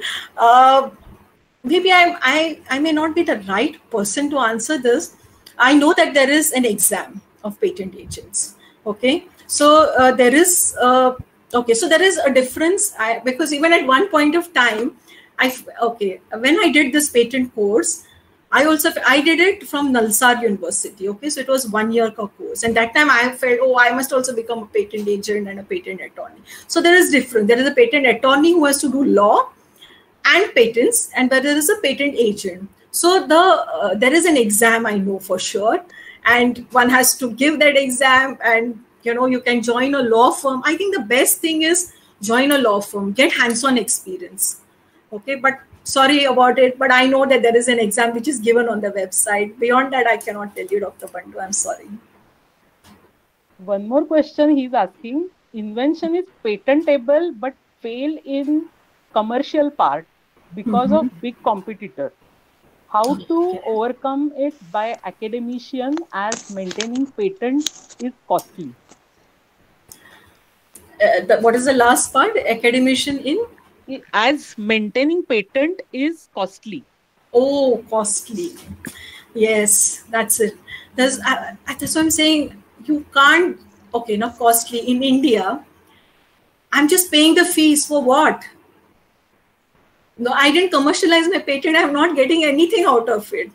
But just because I want to say, I have an Indian patent, I'm just paying the fee. So I feel so hopeless here in this case. So then you have to give up, then you don't do it. So you look for commercial partners. Okay, if you want to make money, you should. Because what is the point in just because I remember I put it on my CV also when Bhagyashri read the last line, she holds a patent. What? I have not commercialized it. So yes, maintaining patents is costly. Now, I don't know, I might give up the patent then. But why should I give up the patent? Like, I think that suppose somebody wants to come in India. Okay, so he can approach me now. I'll give a license. Licensing option is available with me. So I can give a license because I know I don't run a pharma company. I don't have money to do trials. But if somebody is willing to, yes. So yes, it is definitely, there is money involved in it. You just can't simply go on paying the patent fees just to maintain the patent. Yeah. Okay. Just a minute. Yeah. So Varsha, I have a question. One more question. Sheeja wants to ask, where did Baba Ramdev products go wrong? Oh my God. Okay. I don't think they did study the way that a regulatory. Okay, for this Sheeja, maybe I didn't see under what category they applied. See, we have definitions in CEDESCO, like, are you applying it as a drug? Are you applying it as a biological? Or are you claiming it to be a herbal or whatever? If it is a drug and a biological, then you need all the data. All that is in place. Okay, so you cannot do unless you produce the CTD document, unless you have clinical trials done on it, and unless you have prior data, which probably the regulator saw. Okay, so I don't think it was given. Sheeja, was it given by CEDESCO? I don't think so. You can come into the market without the typical definition of a drug, because now we need to go to the Drugs and Cosmetics Act and find out what is the definition of a drug, and did Baba Ramdev's thing fall into drugs, or did it fall into herbals and other things for which the approval was not the way we look at the drugs. Yeah, sorry Sheeja, I can't answer that. Okay, my question, Varsha, always we come to we hear about US market.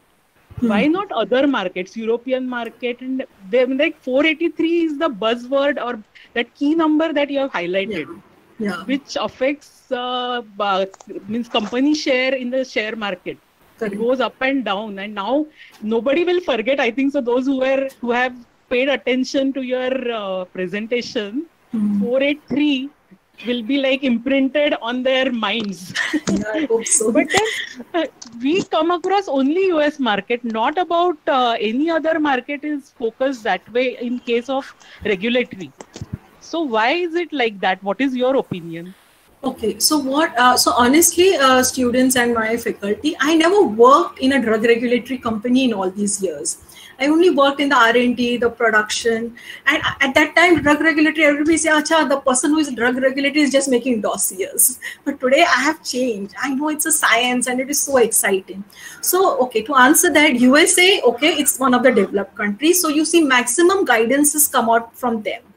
Now, USA, they say, has the maximum number of manufacturing plants in India outside US.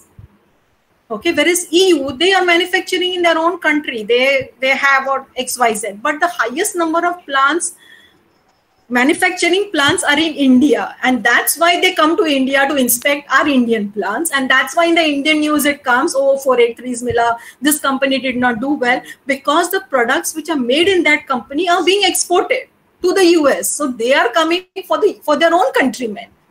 I remember so many students telling me that, ma'am, you know, the same company, you know, one plant is only US FDA. There only US products happen. And in the other section, ma'am, you know, it is India, because Indian regulators are not so strict. So they, ma'am, the GMP that they follow here and here is different. I mean, why? I mean, human beings all over the world are same. But in their laws, you know, it's more tighter. So they will go by their rule book. So even though the manufacturing is in India, but it is for their market.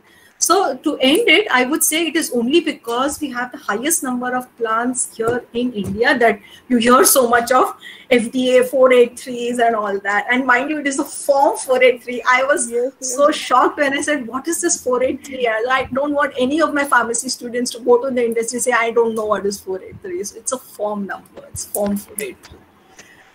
Yes, Varsha.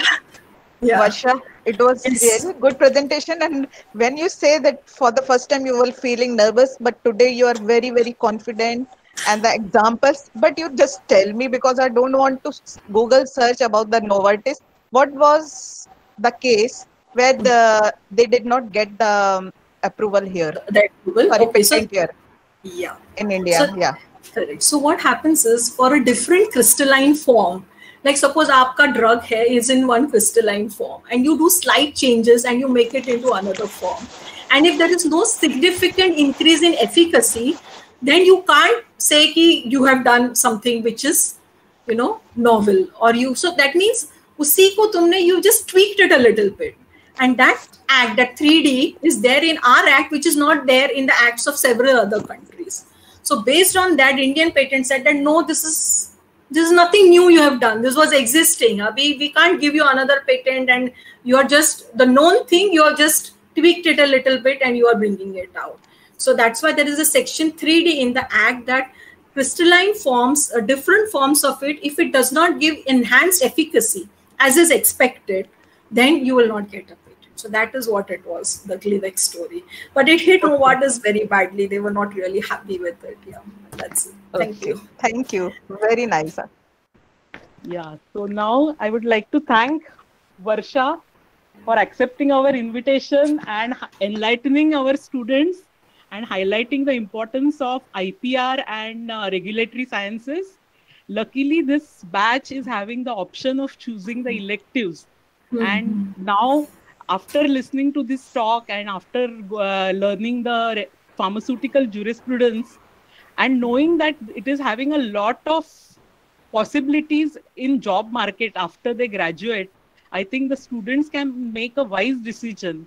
And when they study this para 1 to para 4 and ANDA, NDA, such abbreviations, I think they can correlate it very well. So thank you very much for your wonderful talk. And being a teacher of pharmaceutical jurisprudence, I enjoyed a lot. Thank you, Varsha. Thank you. Thank you very much. Thanks a lot. Yeah. Over to you, Vijaya, for next talk. A very good evening to one and all present here. It is my honor and privilege to introduce the speaker of the day of the ISDP, Dr. Mrinal Sanaye. Dr. Mrinal is an associate professor and in charge head of pharmacology department in Principal K.M. Kundanani College of Pharmacy. She is a gold medalist and first rank holder in MPharm.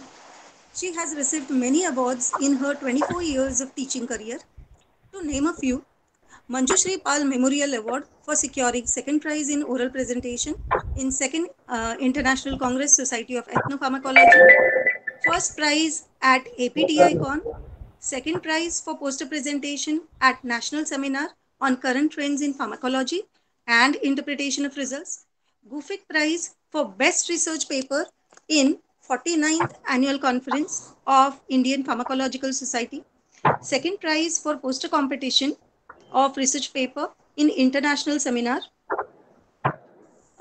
Then P.K. Debnath Memorial Award for research paper at 6th International Congress of Society of Ethnopharmacology.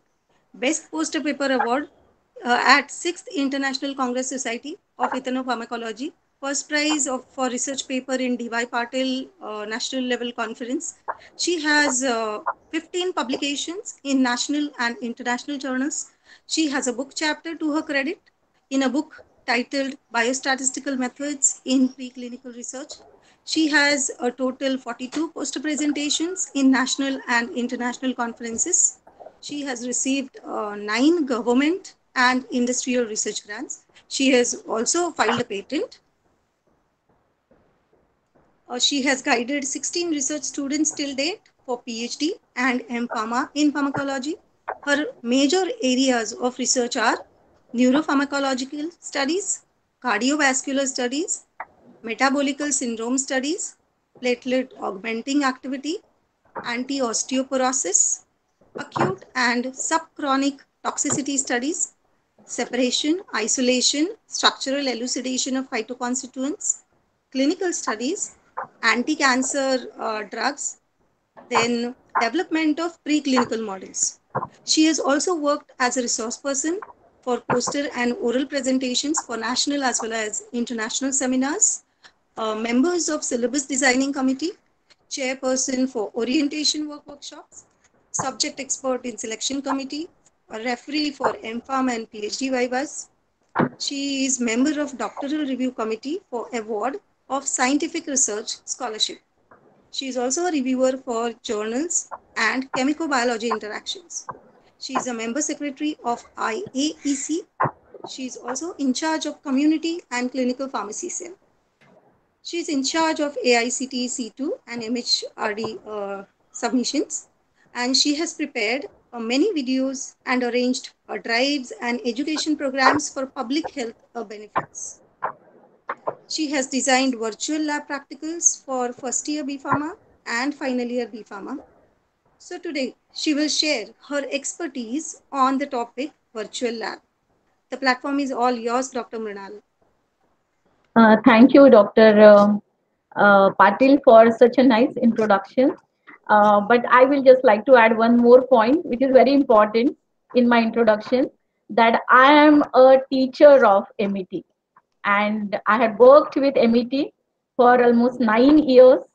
And it was a really wonderful experience to work in a esteemed institute like MET and all of you. So without wasting much time, let us start with my today's topic, and that is a virtual lab. Let me share with you first the presentation.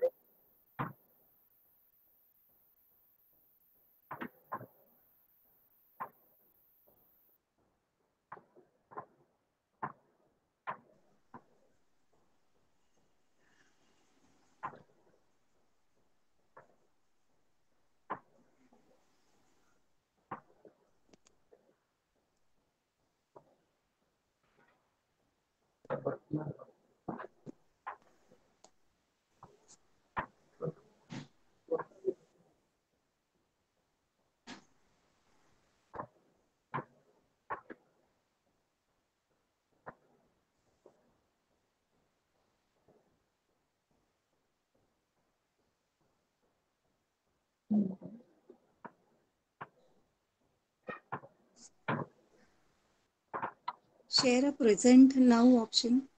Yeah, I'm doing it. There's some.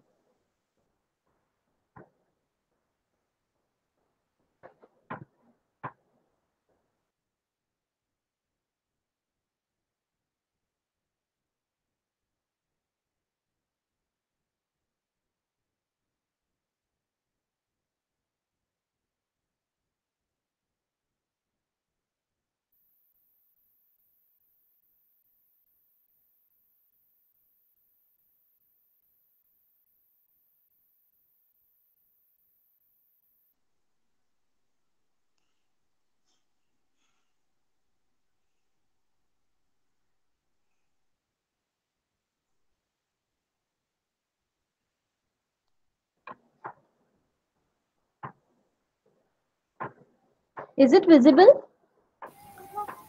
Yes. So my today's Yeah, it is topic, visible. yeah, thank you, sir. So it is my today's topic is virtual lab, the need of the hour. This is my institute, Principal K.M. Kundani College of Pharmacy, and we are celebrating our 50th year. So let's start with a virtual lab. The virtual lab could be a computer-based or it can be a web-based simulated lab environment which is intended for users. Now, majorly in the institute, users will be a teacher or a student to interact both remotely as well as inside the lab, into the lab, in situ. So what are the different characteristics of a virtual lab? The virtual lab usually uses a technology to enrich the learning. It supplements our real laboratories for the education. It makes the use of various pictures, animations, or the simulations so as to make the process of the learning more interactive and more enjoyable for the student. And a very important characteristic of virtual lab is that it provides you a free choice of learning. Students, for example, today you are sick and you are not able to attain your regular practical. You are missing that practical. You are missing those instructions. But in case of a virtual lab, if you have that experiment on a virtual lab, you can access that experiment at any time of the day, anywhere where you are present. So you are not losing any knowledge. Even though you are physically health problems are there and you are not able to attain the practical, but still if you have a virtual lab, you can perform that experiment.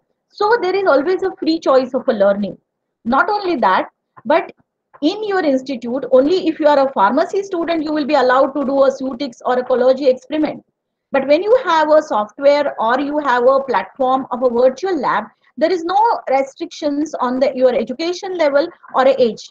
Anyone who is interested to know about that experiment can go on the virtual lab and perform that and can get the knowledge. Now in current scenario, why do we need a virtual lab? That is important because our higher education, the pharmacy falls in a higher education where the higher education is rapidly transforming and we have to be in pace with it. If you look at the MHRD's new national education policy, it is proposing to address various issues related to the quality education, incorporating the innovations and research in the education so that our country, India, will become a knowledge superpower. And hence, it is the need of the hour that we equip our students as well as our faculties with all necessary skills of the advanced technology so that they can overcome all the constraints of lack of space, lack of instruments, because of which they cannot perform the experiments, they cannot deliver the knowledge to the student. So it has become the need of the hour that once you adapt to this technology, you get a lot of opportunity to develop knowledge, to integrate your knowledge, to collaborate your knowledge and develop your skills. And a last but very important, that is COVID pandemic situation through which all of us are facing. We had never thought that we would be locked behind the doors for 3 to 4 months. Students have never thought that our next semester in next semester when it will open, we will never be able to attain the laboratories. But are we going to look at it like that? Are we just going to think what can be done? No, we have to take some initiative. We have to continue our process of a teaching and learning, and maybe the virtual lab can be a better option in such a situations of the crisis. So why do we need virtual lab? We need a virtual lab because there are some of the institute which cannot afford certain instruments. They may lacking the labs because they are located in some remote places. And because they are not having the lab, they are not able to perform the experiments. There may be in the research lack of the sophisticated experiments, high-end instruments, or the institute is not able to afford those instruments, then maybe the virtual lab is another option. Because when you have to conduct the practicals, you need a laboratory. And when you need a laboratory, you have to build the infrastructure. You have to get the instrument. You have to maintain the instrument. You have to procure the chemicals. So the cost pressure on the institute related to laboratory is so high that sometimes certain instruments are not bought. And then such type of the experiments which are required to be performed on those instruments, they are not being able to perform. So in that case, maybe the virtual lab can fulfill that need. In this growing population, urbanization, we are finding that there is a less space available. Sometimes it happens that because the adequate criteria of the laboratory area is not been fulfilled and you are not getting a permission for that particular laboratory. So in such situations of a dwindling space, maybe the virtual lab can offer you one of the best alternatives. And a very important factor which I mentioned at the last is that there is a ban on the use of a live specimens for experimentation.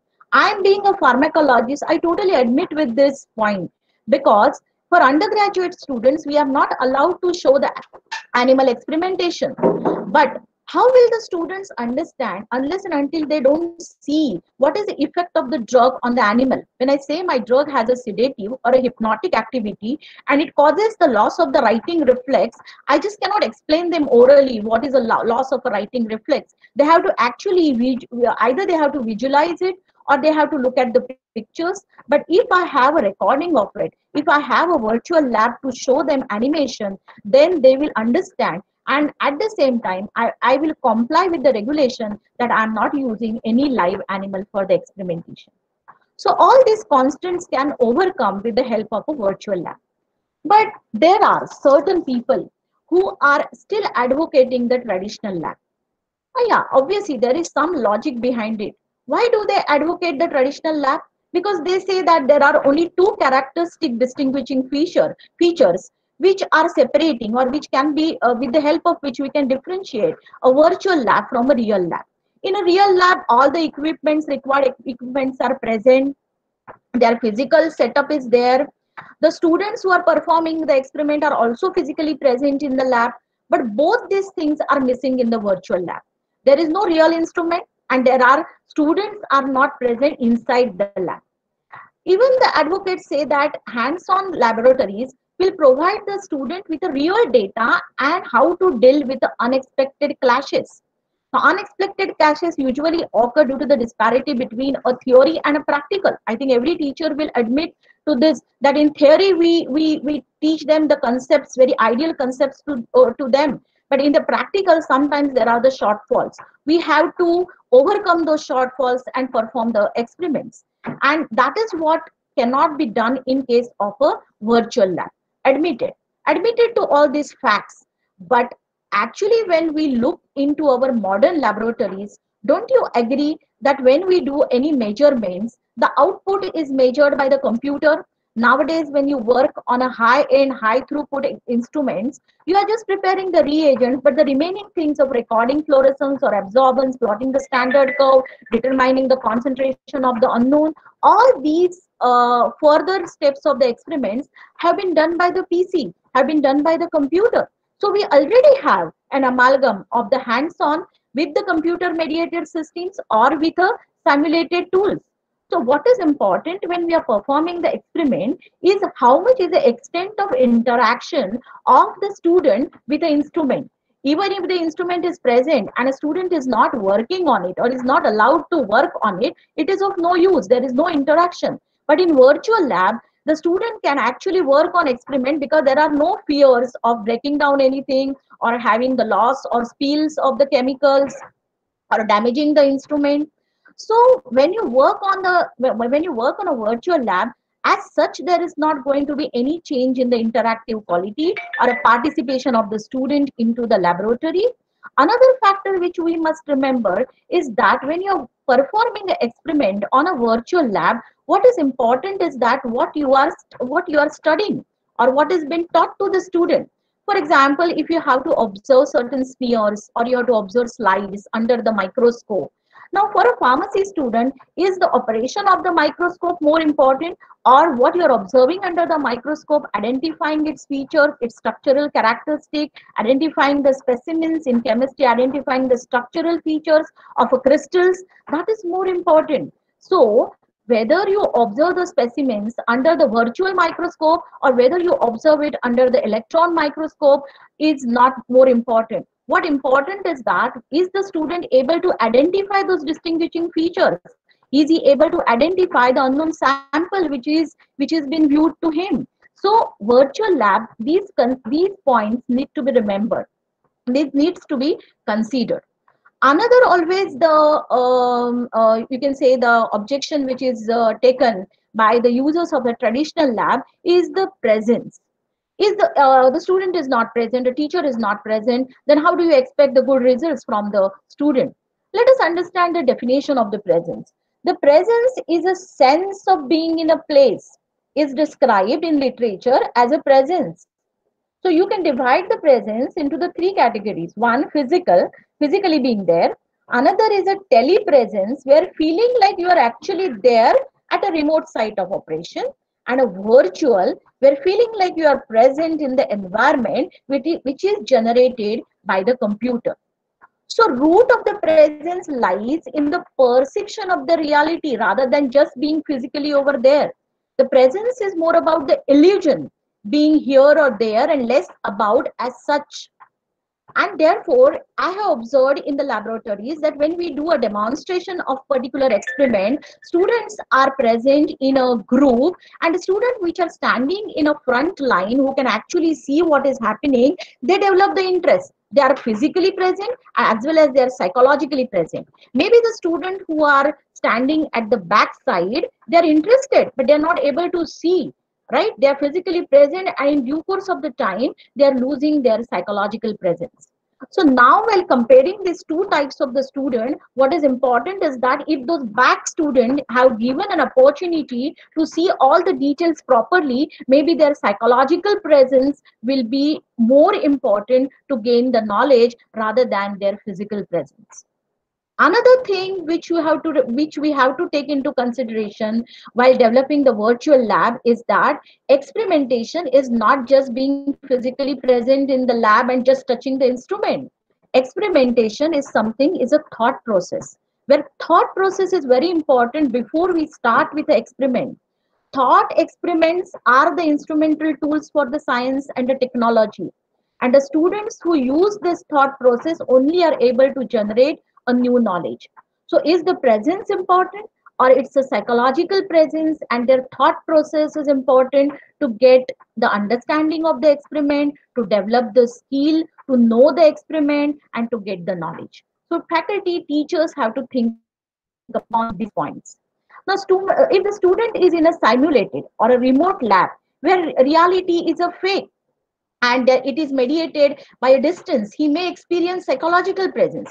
He may not experience a physical presence. In a similar way, if the student is in the laboratory performing a real hands-on experiment, he is physically present, but you cannot ensure whether his psychological presence is there or not. But student might get bored if he is not been properly attended by the teacher, or his queries have not been solved, or he doesn't have any interest in, or he is not been able to see the details of the experiment. But when you are working on a virtual lab, it's a one-to-one interaction. Every student is performing that experiment. Every student is getting step-by-step information. He is understanding all details of the experimental. Though he is not physically present, his psychological engagement is there. His thought process is getting stimulated. He is getting involved into the experiment. So it is important to focus on how students' mental activities are getting engaged in coping up with a laboratory world. So from this point of view, there are certain factors which are required to be studied so that we can create a more interactive and immersive settings in development of our virtual lab, which can lead to the effectiveness, which can exactly simulate the real world of the laboratory, and that student will perceive that virtual laboratory as a real laboratory. And in that, the first important factor is a motivation. Both the teacher as well as the student need to be motivated to develop and to execute the practicals on the virtual lab. There has to be a peer collaboration. You have to take a feedbacks to find out errors in your developed experiment, so that you go on developing your experiment, you can go on improvising your experiment so as to make it more and more real, so that you can gain a maximum richness of the media while developing the virtual laboratory. There are various challenges of the traditional lab. Let us first understand those challenges, and then we will go what are the how the virtual lab can overcome it. The first important challenge which is associated with the traditional lab is a high cost. High cost because you need a space, You need an instructor for that. Instructor has to invest a time. You have to pay to him for that. You need an infrastructure. You need instrument. You need a maintenance of the instrument. You need chemicals, solvents. So a lot of investment is there, and that rises the cost.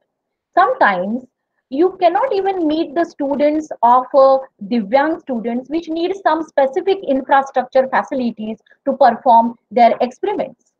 Even are you sure that our real labs are completely giving a satisfaction to the student? Sometimes it may happen that the reagent is over, and even if the student want to repeat that experiment, it is not possible for that student to again repeat the experiment after failing. And there are many constants, and we can actually judge, is the student really satisfied if we want the repetitions of the practical? Is the pace of learning of all students same? Not necessary. Every student has the same pace of learning. One student may grasp the entire experiment within a one turn. The second or the third student may need 2 or 3 times of the repetitions to understand that experiment thoroughly. Another is that safety concern. Exposure to the hazardous chemicals are there. And another very important concern is that sometimes there is non-availability of the equipment. Non-availability of the equipment because of many reasons, because of the cost. Maybe the institute doesn't have a research course, so there is no need to go for the high throughput instruments. So such the students working in such institutes, that means will never understand about those instruments. So these are certain challenges about a traditional lab. But maybe the virtual lab might be give you a cost effective approach to get economical laboratory based courses, because there are 3 types of the virtual labs. The one is a virtual science experiments, the second where you can use a virtual simulators, or you can have a remote lab. So slowly we will go through each type of a lab. Let us first go through what is virtual experiment. Here I am going to show you one video where you are sitting at your place or at your home, but still you can perform your experiment, you can get your result, you can understand the principle of the experiment, and you can understand it in a more elaborative and step-by-step manner. Not only that, but every student will get that instruction. It will not happen that only students who are sitting in front will be only attentive and students who are sitting at the back, because every student will be working on that experiment. So let us start with our experiment. It's a very simple experiment of the blood grouping experiment, and you must have done it also in your first year practicals. See, in this experiment, all the requirements are already shown. Now what you have to do is you have to take that alcohol pad. See how nicely it is shown that you have to throw the residual into the beaker. You have to take that pad. The remaining things you have to put into the beaker. So this is the discipline which is shown to the laboratory practices which are shown. Then you have to apply that pad to the fingertip. Then throw it back to the beaker. Don't throw it anywhere. Then take the lancet. Again, good laboratory practices can be taught through the virtual lab. Now, how to prick the finger? He can stop the video over here, and he can actually see that the tip of the finger is becoming red. That means you have to apply a pressure and then give a prick. How much should be the size of the drop formed? Then the lancet has to be thrown into the biohazard. Then you have to use a cavity slide, put a drop into each cavity. The way you have to put it in a perpendicular direction, you have to put your finger and just touch the tip of the drop, not your finger. Then you have to hear, since this is a video recording, actually in the actual experiment, now it will be asked to the student to take the solution. So you have to drag this hand and take the first anti-sera A and put the drops into the first cavity. Then you have to drag the hand to the second solution, that is B, put a drop into the second cavity. Then again drag a hand to the third bottle, anti-sera D, and put a drop into the cavity. Once you are done, you have to use these toothpicks to stir the solution. Now, after you have stirred the first solution in which you have put anti-sera A, you have to throw that toothpick. You don't have to use it again, and you have to throw it into the biohazard. Then second toothpick to stir the second different solution, that is anteceda B. Sometimes students forget when you're orally giving this instruction, they use the same stirrer and then the results are false positive. The virtual lab is giving these instructions very clearly and step by step so that student remember what precaution he has to take. Then there will be option of continue. So you can continue to the next. You can see there is a coagulation in all 3 cavities. And now the lab will ask you to select the correct option. The correct option which is selected is AB positive here. And then the student will come to know whether my conclusion is correct or not. If it is not correct, if you go to the wrong option, it will show it is not correct. So student will keep on placing the option till he get a correct option. So from this type of a trial and error method, he knows now that when there is a coagulation in all 3 cavities, that means the blood group is ABRH positive. So this is how the student is able to perform experiment. Every step he is understanding in detail. He is understanding not only experiment, but even the good laboratory practices also. Now we are moving to the second type of the experiment, where I will like to tell the teachers that this is the experiment which I showed you, that is the determination of a blood group. I have taken it from the Amrita University. MHRD has an initiative to develop the virtual labs. IIT Kanpur, IIT Delhi, IIT Mumbai, all of them have their centers, their nodal centers, where they take the workshops, where they guide the teachers, where they guide the students how to develop the virtual labs. So even the teachers can make their own virtual lab as per their requirement. So this was a virtual lab which is there available on the website, and you have to use it as such. But sometimes it happens that you want to customize your experiment. You want to make a tailor-made experiment. You want to make certain changes in the experiment as per your syllabus requirement. So you can have certain customized virtual lab experiment. Now the experiment which I'm going to show you is a differential WBC count, which is designed by me as a HOD of the pharmacology department using a LT platform. LT platform is another platform which gives you a freedom to develop your tailor-made, as per your requirement, the experiments.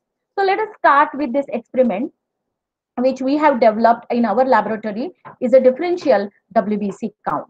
Now, when you are developing any experiment, just see to it that first you explain your learning objectives. Then this is being a differential WBC. I have shown them the diagrams so that they understand the structural features, because on basis of that only they are going to identify WBCs. Then after giving these all instructions, you can give them certain questions. It is like we are given the instructions of your experiment. Then you give a questions to the students so as to assess whether they have really understood those instructions or not.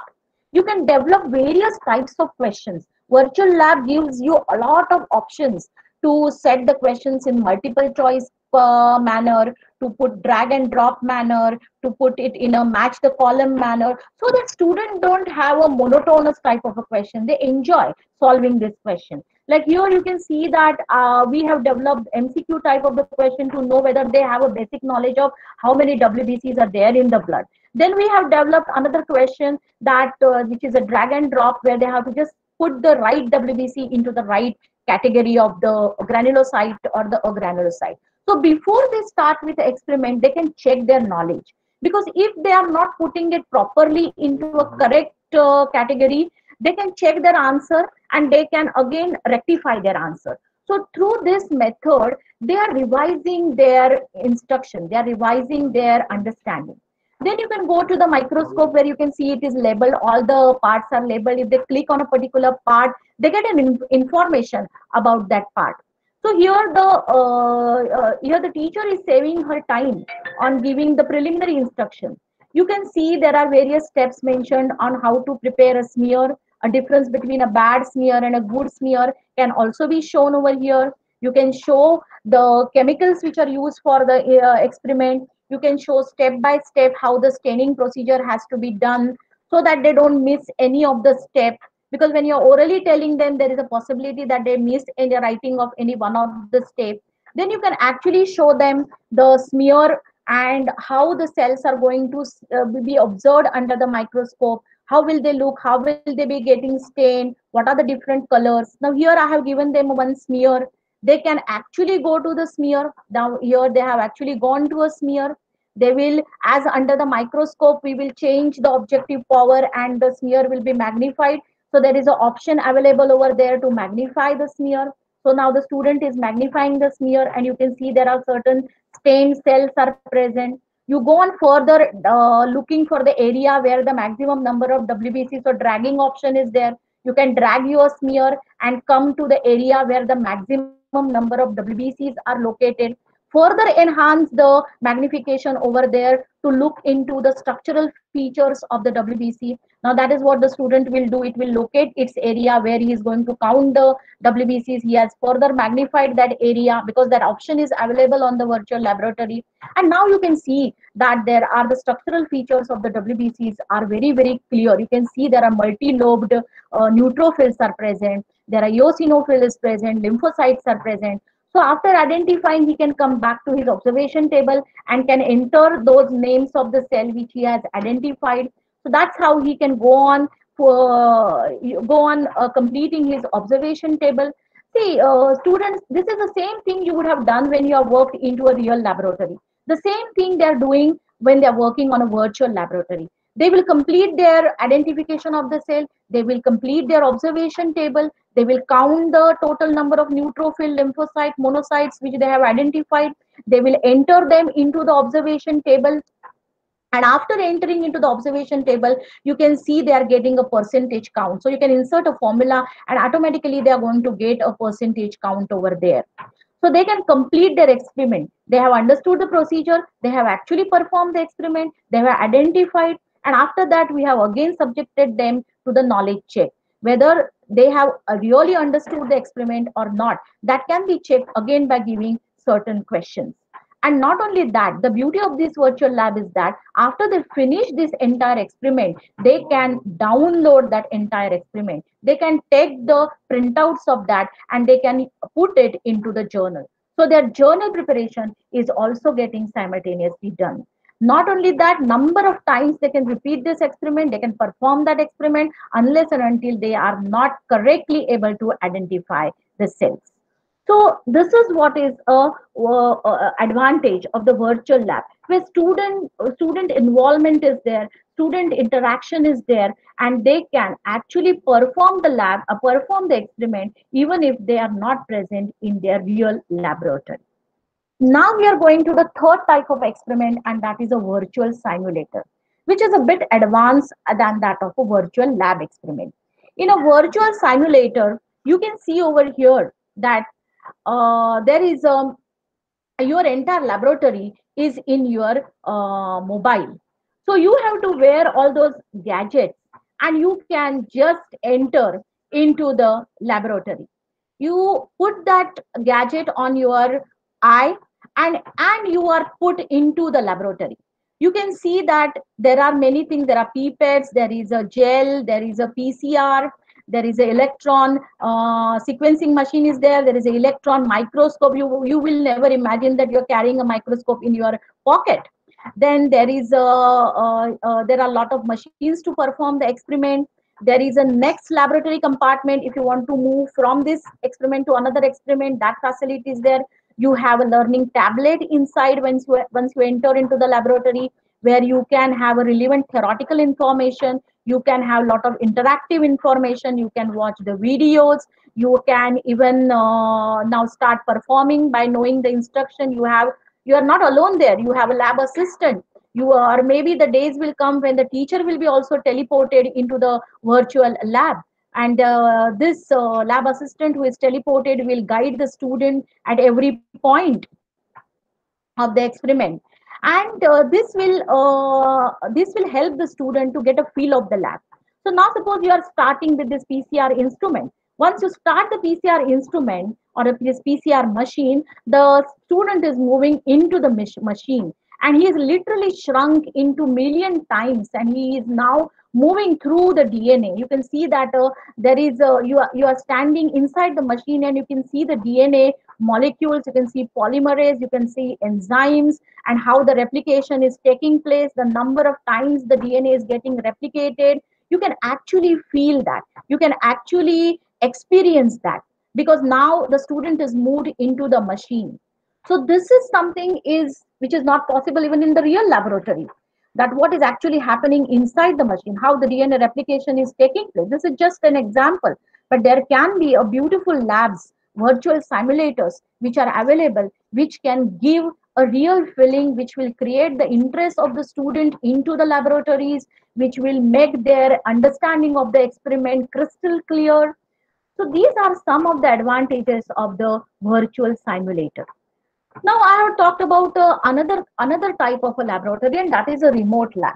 Remote lab is more important because for the research student or for the PG student. See, I think the audiences of the third year and final year, in future you will be going for your post graduation studies, and maybe you can make the maximum use of the remote labs, because remote laboratories will allow the user to perform the experiment and their laboratory task over the internet without being near to the actual equipment, and that's the beauty.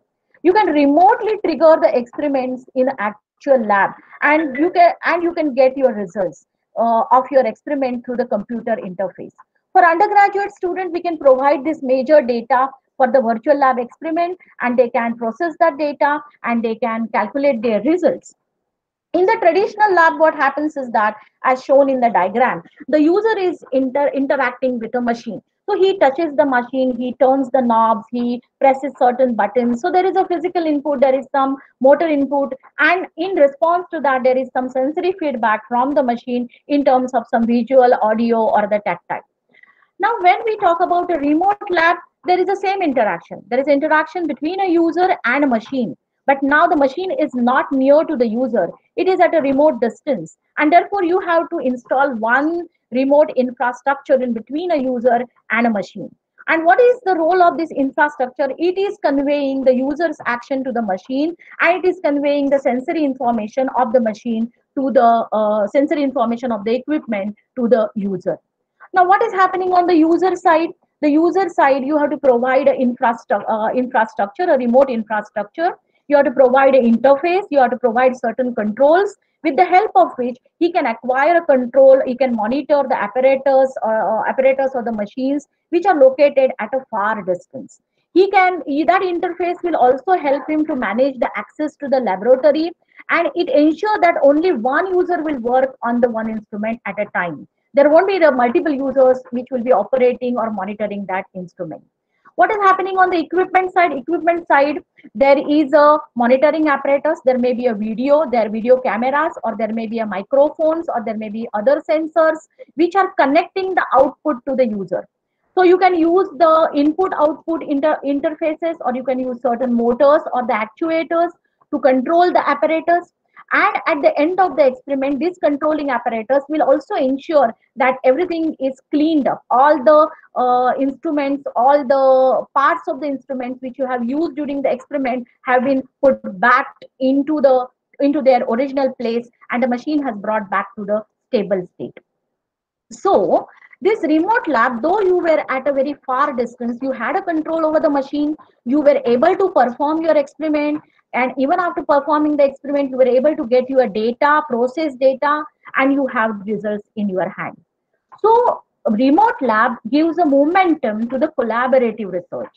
It gives a momentum to the coordinated resource sharing across the boundaries of multi-institution.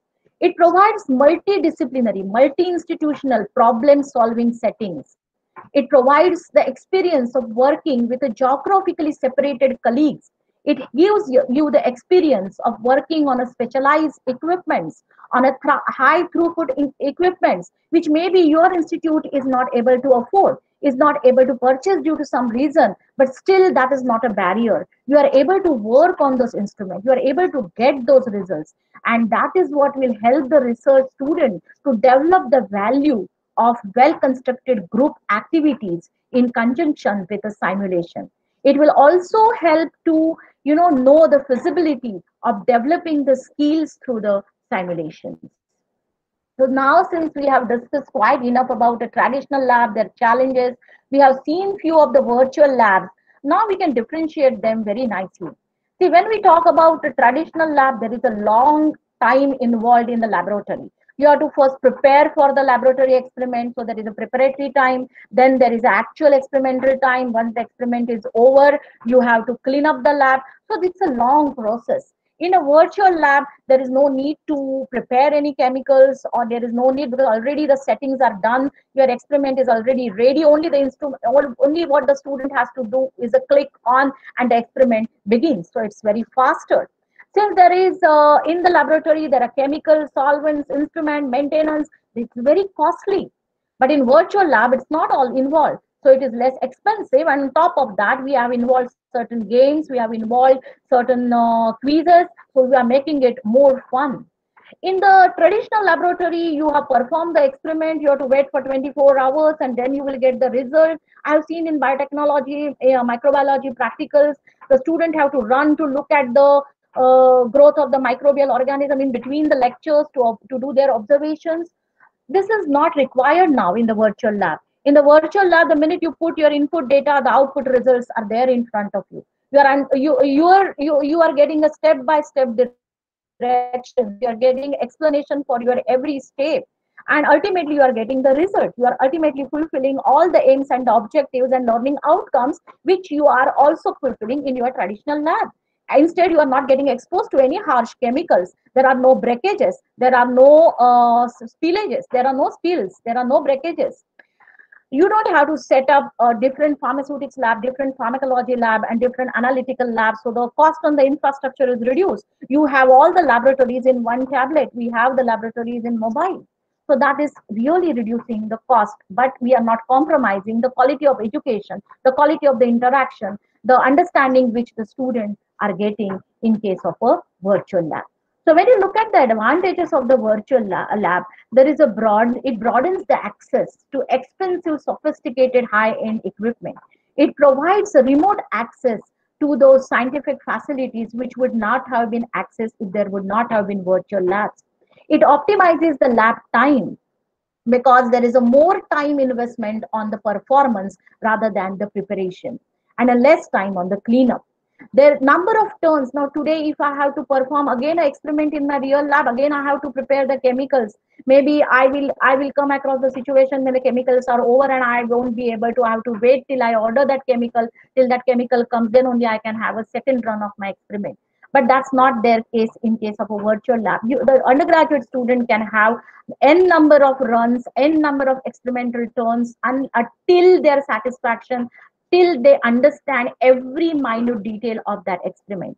Yes, no doubt the virtual experiments are more safe because you are not exposed to any hazards. You can perform your experiment anywhere, not necessarily you have to be present in the laboratory. You can perform it at home, you can perform it at anywhere, at any time.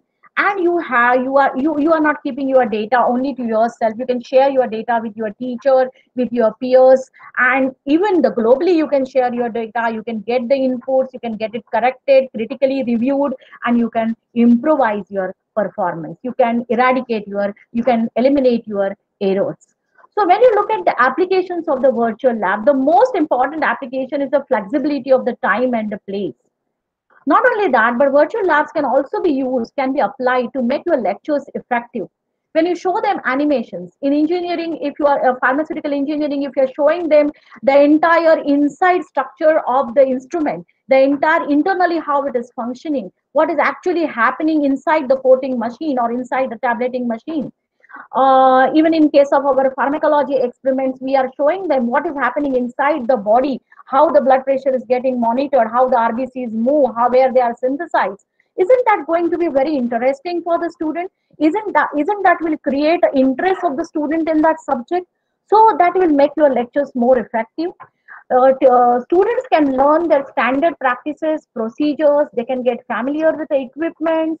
They can learn the scientific methods. They can learn problem statement. They can learn hypothesis. By learning all these, they can perform their experiments on the virtual laboratory. They can do the observations as we did now just now on the differential lab experiment. We performed the observation. We found out which are the WBCs having multinucleated. We reported them as a neutrophil. We saw that there is a kidney-shaped nucleus and a blue stain of WBC. We reported it as a monocyte. So students are actually doing the observation and they are studying their results and they are verifying the hypothesis. Not only that, in remote labs, you are working on the machines, you are working on the instruments which are not in your laboratory, but they are available into the good laboratories which are million distance away from you. So ultimately, you are enhancing. What is the best application of a virtual lab you get is that you are enhancing your skills, your technological skills. You are updating your technology. You are enriching yourself with updated knowledge. So to conclude with my entire discussion, so what are the outcomes from this entire discussion? That during the practical, student is not only learning from just looking at the equipment, but he is learning from the interaction with the peers, with the instrument, with the procedures. And the new technologies therefore may call for the new forms of coordination to enhance, to compensate for the isolation of the student. We can look for the hybrid of the laboratories, which can accomplish our educational objectives. We can use a virtual labs for you making the concepts, for teaching the concept. And then you can integrate hands-on laboratory, that is your real laboratory, with a virtual laboratory, so that your goals of the education can be achieved, especially when your goals of the education is to teach them open-ended questions, to teach them applied questions, to teach them case studies. These virtual labs will make them to think, make them to apply their understanding of the basics to solve the problems. And that can be done n number of times. So hands-on lab can be used at an early stage to build a confidence. You can follow with a virtual lab technology, which can be used in a later stage for evaluation, for assessing the application of the knowledge, to promote their understanding, and to enhance and enrich their interest and involvement into the experiment. So we have to couple both the laboratories. We have to couple real laboratory with the virtual laboratory. Even in the research, the virtual lab can assist the research to pay more attention to the collaboration. We cannot restrict ourselves only to our laboratories. There is a plethora of the information available, plethora of the technology available outside your institute. And a remote lab will give you that opportunity to collaborate and therefore to do a sensible work. The technology may change the way we can and should coordinate our work and our studies. Interactions may give you a productive results and will suggest us the kind of educational process which should accompany with the lab technology. So my dear students, my only message to you to take home is that never be afraid to try something which is new, because intellectual growth stops when you stay within the limits of what you already know. These are my references for my presentation. Thank you very much.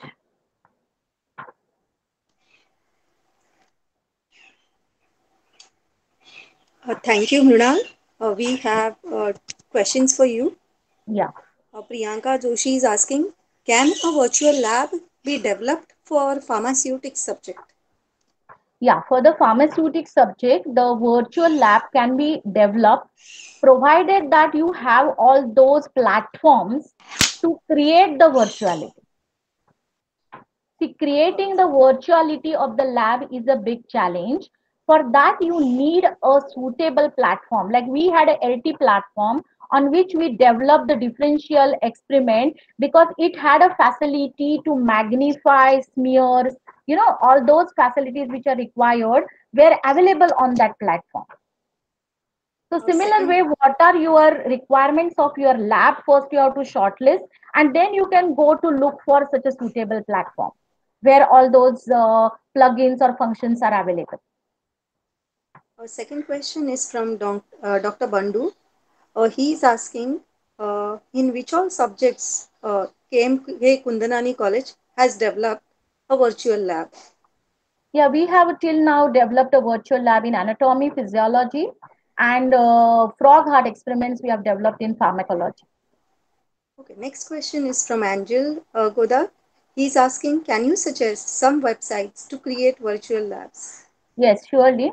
If you just type in the Google virtual lab, then the MHRD's page open, and I will surely share those links. In Amity University has lot of virtual lab. Even Khalsa College is linked with the Amity University. If you go to the Khalsa College website, then there are lot of biological experiments are present. Biotechnology experiments and microbiology experiments are also present on these colleges which I mentioned. Even IIT Delhi website, IIT Kanpur website, they are also having a virtual labs. Chemistry experiments are there. Biology experiments are there. Biotechnology, microbiology experiments are there. Unfortunately, pharmaceutical engineering experiments I am not aware, but may be there because there are lot of virtual labs have been developed in the engineering. So you will have to just search for that. Mrinal, one request. Just stop sharing your screen right now. Yeah, sure. One more question from Dr. Poonam Advani. Yeah. How the experiments on animals will be conducted in virtual lab and how to obtain the data? Yeah, in Dr. Poonam, when you have to perform an experiment on a virtual lab, obviously there are the preset settings which are done. So when we develop the experiment, we have to first, think about it, that what can be the possibilities of outcomes. Once you think about the possibilities of outcome, you can give a simulated tissue, you can give all apparatus, and then the student has to just add a drug to that or administer a drug to that animal. Now, for example, I can show you a video if you allow me. We have a video of a rotarod experiment where where you can measure the number of times. You have a video of a mice which is rotating on the rod, and then you can show that sedative is given, and then the student has to measure that how long that animal is residing on the rod. So he will measure the time, he will compare the time of the vehicle control and the treated, and then he can develop a graph. So this is how preliminary we are performing the virtual lab experiments. Like behavioral studies, we have managed to develop the labs. We are done with question and answer round. Yes. So you can share the video with us. Yes. Yeah, okay, fine. Thank you. Till the time you share the video, Mrinal, Dr. Mrinal. Yes. Abba madam, please. Okay, so actually you are a very good speaker, I know, but the presentation was too good. And I want to ask you, if the student did not perform, if they are only going to use the virtual lab for MPharm research projects, if they are working for pharmacology, will they be able to perform on animals? That is the reason why, madam, I showed the remote lab also. Okay. See, every study is not possible on the virtual lab. That is what was my outcome. That it has to be amalgam of a real lab and a virtual lab. When we are talking about a postgraduate student, virtual lab, it cannot be the only option. Their remote labs can be used, where they can perform the experiment on the equipments which are located somewhere in other institute, but they can get a control over those instruments and their experiment can be performed. That is possible. Okay, but you suggest this for BPharm level? BPharm, madam, this BPharm level, the virtual labs are can be a very good option at a BPharm level, at undergraduate level. Yeah, PCI also prescribe that we don't have to use animals and try to switch over to the virtual lab. Yes, so, and there are experiments available. Yes, thank there you. There are many experiments available in pharmacology subject for the virtual lab. Okay. So, yeah, you want? Okay. Should I share? Okay. Is there any question? Dr. Mrinal. Oh, hello, sir. How are you? Hello. What is the cost to develop such technique in our institute? Yes, sir. Yeah, this is a very good question, sir. The cost involved is obviously very high because these are the international companies, and in India there is no still any such a platform available except the efforts done by the IIT. But they are also already made. Means they are the you cannot make any change in those virtual labs. You have to adapt them as they have been designed. In case of these platforms, Now since the demand for the virtual lab in India is also increasing, now they are looking for the options where they are going to charge monthly or a student wise. Means you don't have to purchase that platform, but you can take it on a rent as such, and you have to go on updating it like annual money, annual some payment you have to do, and then as per your requirement you can go on updating. So that is much less costlier than going for the entire platform to purchase. Okay, thank you. Yeah, thank you, sir. Nice presentation. Very good. Thank you, sir. Sir, should I present that rotor rod experiment? Yes, please.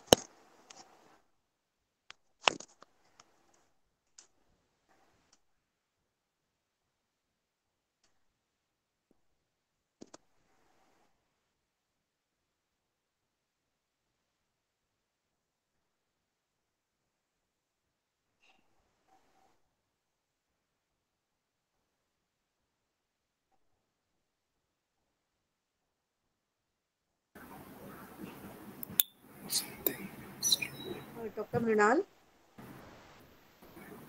Trying to open that, 1 minute. Huh? Just give me some time.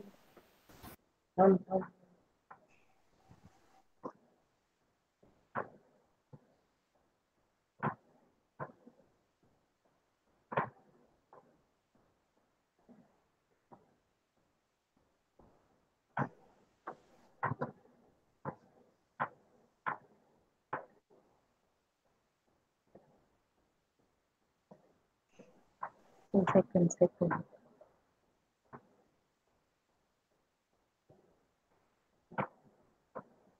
Okay, till then, I will give few instructions for the participants. Second. We have selected 6 posters for the final round today. Poster numbers are P5, P11, P18, P27, P35, and P45. Again, I'll repeat the numbers P5, P11, P18, P27, P35, and P45. The time and link for the final round will be shared in Telegram link very soon.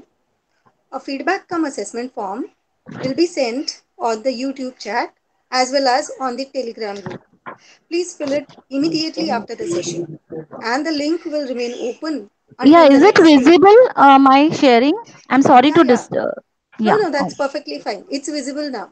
Yeah, it's visible. No? Okay, you continue, then I will show it. Yeah. So the link will remain open until the next day till 12 o'clock. Thank you. Mrinal, you can continue with the video now. Yeah. So this is, I will directly go to the video which we have. Okay, make it full screen, please. Yeah.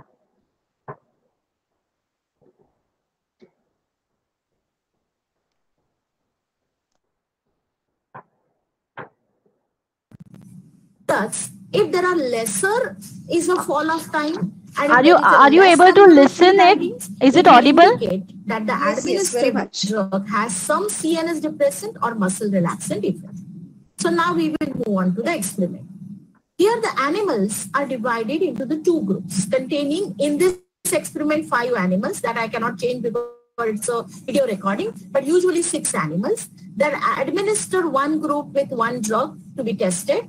The other has to be administered with a vehicle, and intraperitoneal route is used. The speed is 25 rotations per minute. When the animal fall off, the respective time will be displayed on the timer.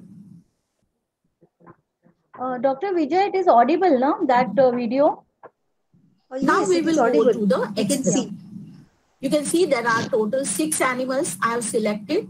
I will use 3 animals per group. Animals will be divided into 2 groups.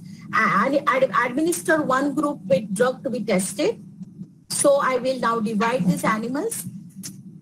I will click on animals. I will select them randomly.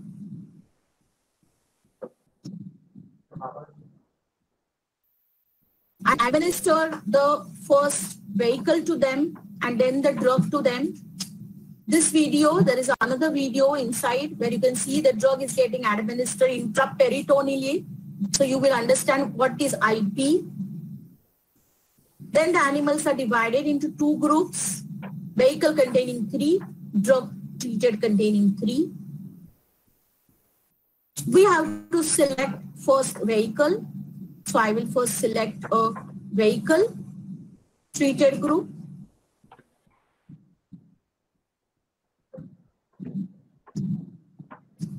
I will put them on the rotarod.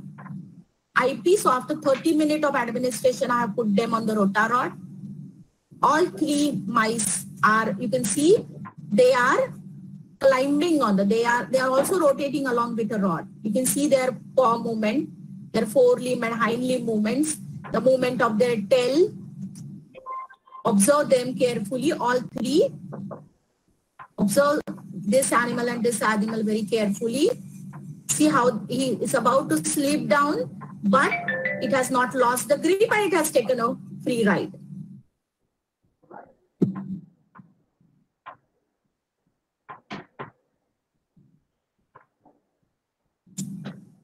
This is also trying. This fallen down, was not able. This is about to fall down. This has taken a free ride here. And this has also fallen down. The animal which fall down first, I'm keeping again to record the second reading. Here are the timings of each mouse I have recorded. This lasted for 55, this for 50, and this for 52 seconds.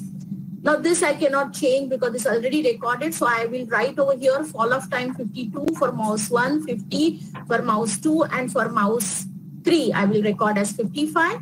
I have seen the mouse 3 went for 1 free riding and mouse 1 for another 1 free ride. Now I will go for a test group.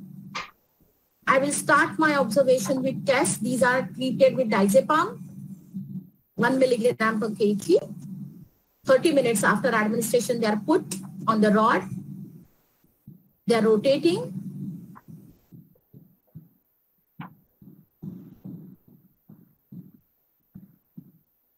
They are trying to maintain their balance. 24, so 19, 26, 26. This is about to, it has taken 1 free ride. The third has taken 1 free ride.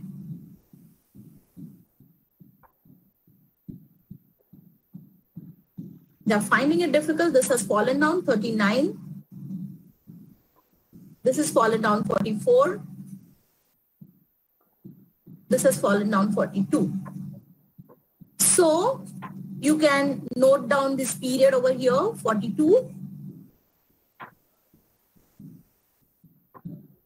39, and this is 45. And there was only 1 free ride. Initially, in vehicle treated, there were 2 free ridings. Here, there was only 1 free ride. Now we'll go to the observation table. In observation table, you can see mouse number 1, I have recorded 52, 50, 55, I got average reading. Free ridings only 1, so I got average reading. And here, I have got again the average reading. So this is how you will prepare your observation table.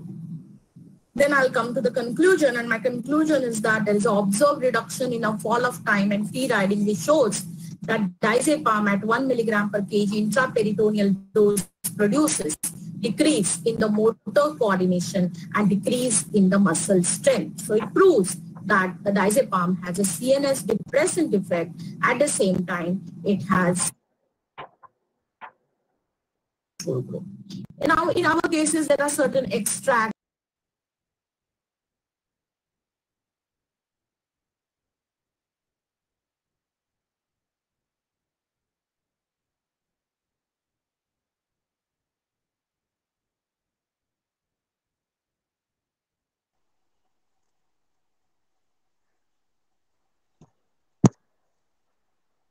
We lost the connection for a few minutes, Dr. Mrinal. Yeah. I think there was a loss of connection, but I think experiment you are seeing completely. Yeah. We saw the experiment Yeah, completely. It was very completely. nice Actually, demonstration. I had even wanted to share with you that LT platform also as a teacher if they are interested, not to the student, but how the settings are So, there, how you can Mrinal, develop the yeah, experiment. Mrinal, Yeah, what we'll do, we'll stop streaming and then you yeah, share it with the yeah, teachers only. yeah, So you yeah, stay, you remain, and yeah. we will stop you this YouTube streaming, and Yes, we will continue sure. with this. Yes, sure. Uh, on behalf of Mumbai Education Trust, Institute of Pharmacy, I would like to thank Dr. Mrinal for becoming part of ISDP program. Your presentation was very informative and motivational. We all enjoyed the virtual lab, virtual simulator, and the problem solving remote labs as well, and the safety aspect of the same. I really agree that all these virtual labs will become as effective as the actual labs with its innovative applications in few subjects like engineering, ecology, biotechnology, microbiology, and biochemistry. In future, we would really love to learn from you how to make such videos and virtual lab from you. You really captured the attention of all the teachers and all the students who are present here. So thank you once again for sharing your knowledge on this topic, virtual lab, the need of Adda. Thank I you. would also like to thank entire staff members, principal madam and director, Dr. Harkar sir, Dr. Abha madam, and the entire staff members for giving me an opportunity to share my thoughts and visions about a virtual lab. It is coming back to like your mother's place whenever I come to MET, because the joy, the enjoyment which I had always give me to remember those good moments which I've spent in the MET, and I'm always will be courteous and I will be always thankful to MET for that.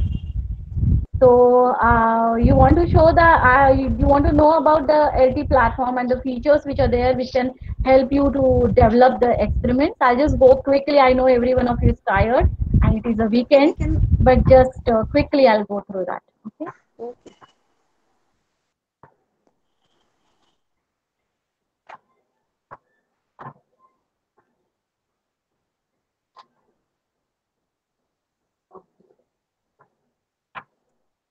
Vijay, is my this is visible?